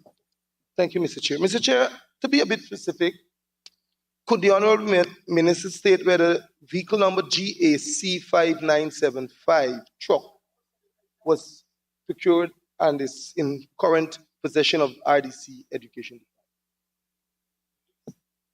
Honorable Member, Honorable Minister. Mr. Chairman, I've been advised, yes. Thank you, Honorable Minister. Honorable Member Jordan. Thank you, Honorable Chair. Thank you, Honorable Minister. Mr. Chair, could the Honorable Minister state what is the present condition of this vehicle and when it was purchased, whether it was a new vehicle or a used vehicle? Yes. Honorable Minister.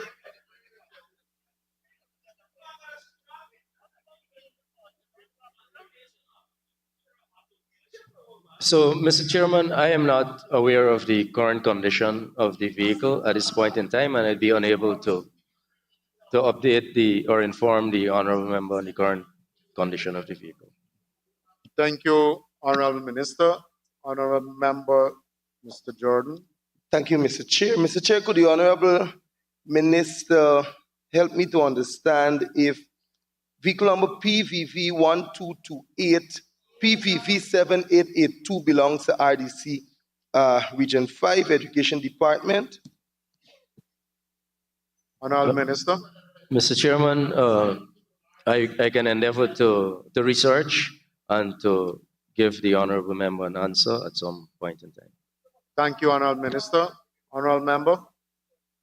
Mr. Chair, could the Honorable Member state whether the school buses that we have for transport purposes in Region 5, whether vehicle number PVV 1228 is one of those school buses, and if it is in operation? Honorable Minister.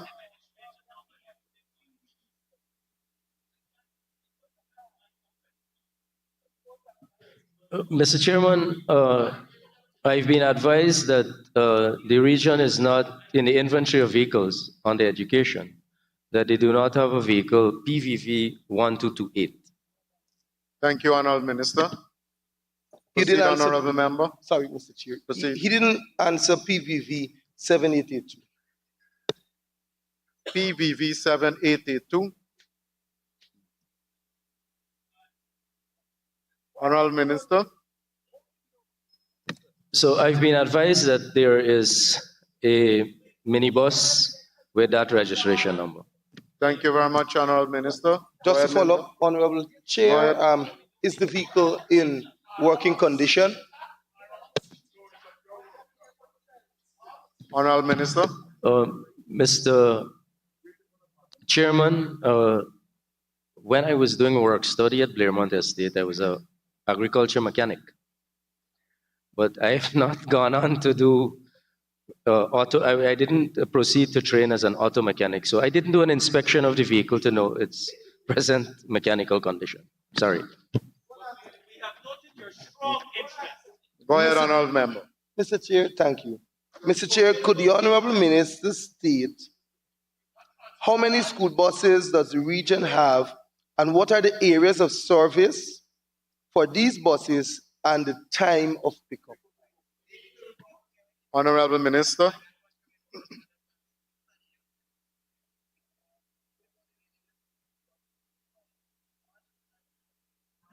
Yes, Mr. Chairman, and I've had the honor of meeting the staff who work in the regional administration, including the education department.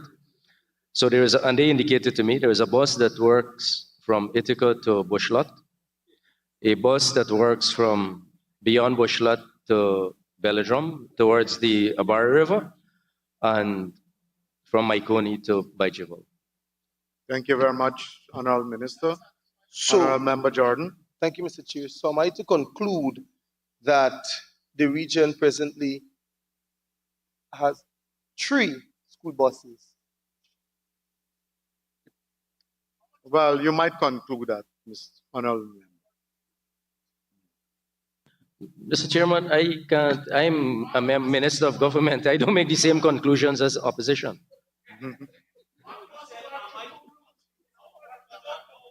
Honorable members, I now put the question that is sum stated for agency 75, current expenditure program 754, education delivery forms part of the estimate. Those in favor say aye. Those against? The ayes have it. Page 538, agency 75, capital expenditure program 754, education delivery. I propose that the sum stated form part of the estimate.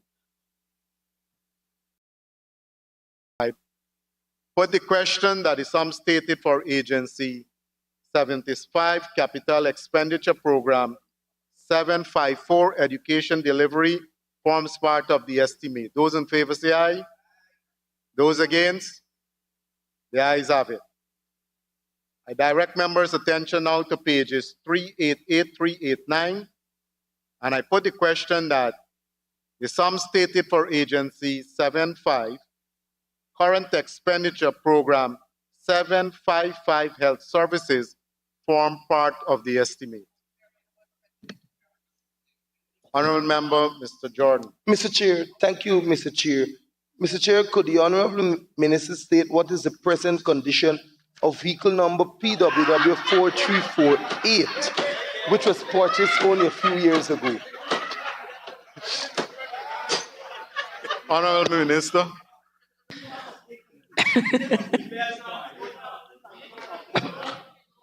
Mr. Chairman, I wonder if the honorable member is a vehicle. Because the honorable member is so concerned about the vehicles of Region 5, and we have such a massive budget, the honorable member did not ask a question on public works and on agriculture, not even the capital program of education where we deal with our school children. I shudder to think what quality of service this honorable member provides to the people of Region 5. Or perhaps, indeed, Mr. Chairman, the honorable member has vested interest in the repairs of these vehicles. But I don't know what line item the honorable member is referring to. Honorable Member, Mr. Jordan, you would like to quote a line item to support the question you asked? Honorable Chair, 6264, it is common among all the programs. And whilst I'm on my feet, Mr. Chair, I just want to say that's my final question and more will be in the ring.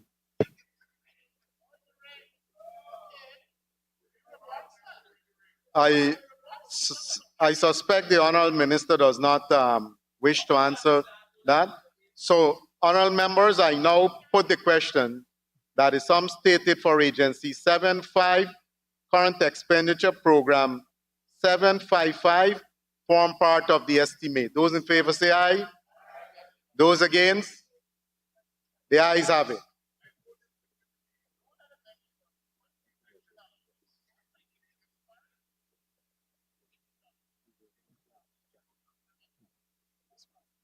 Thank you very much, honorable members.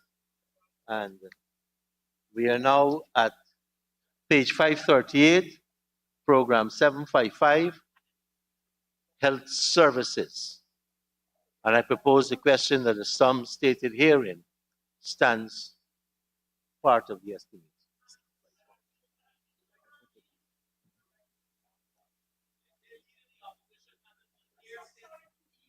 So Jordan? No question. Thank you very much. Honorable members, I now put a question that the sum stated,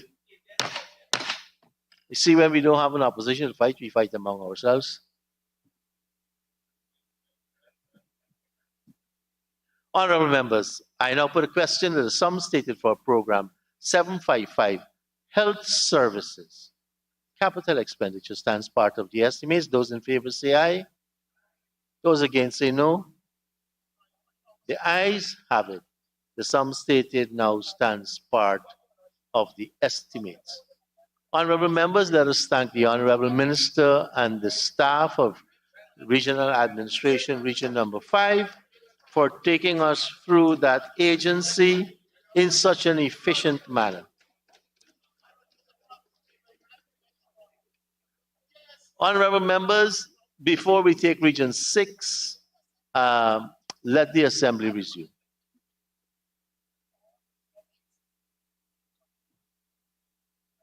We won't take the Region 6 now.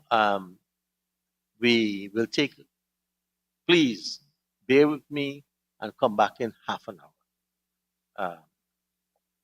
So we'll take a break and we'll be back in half an hour.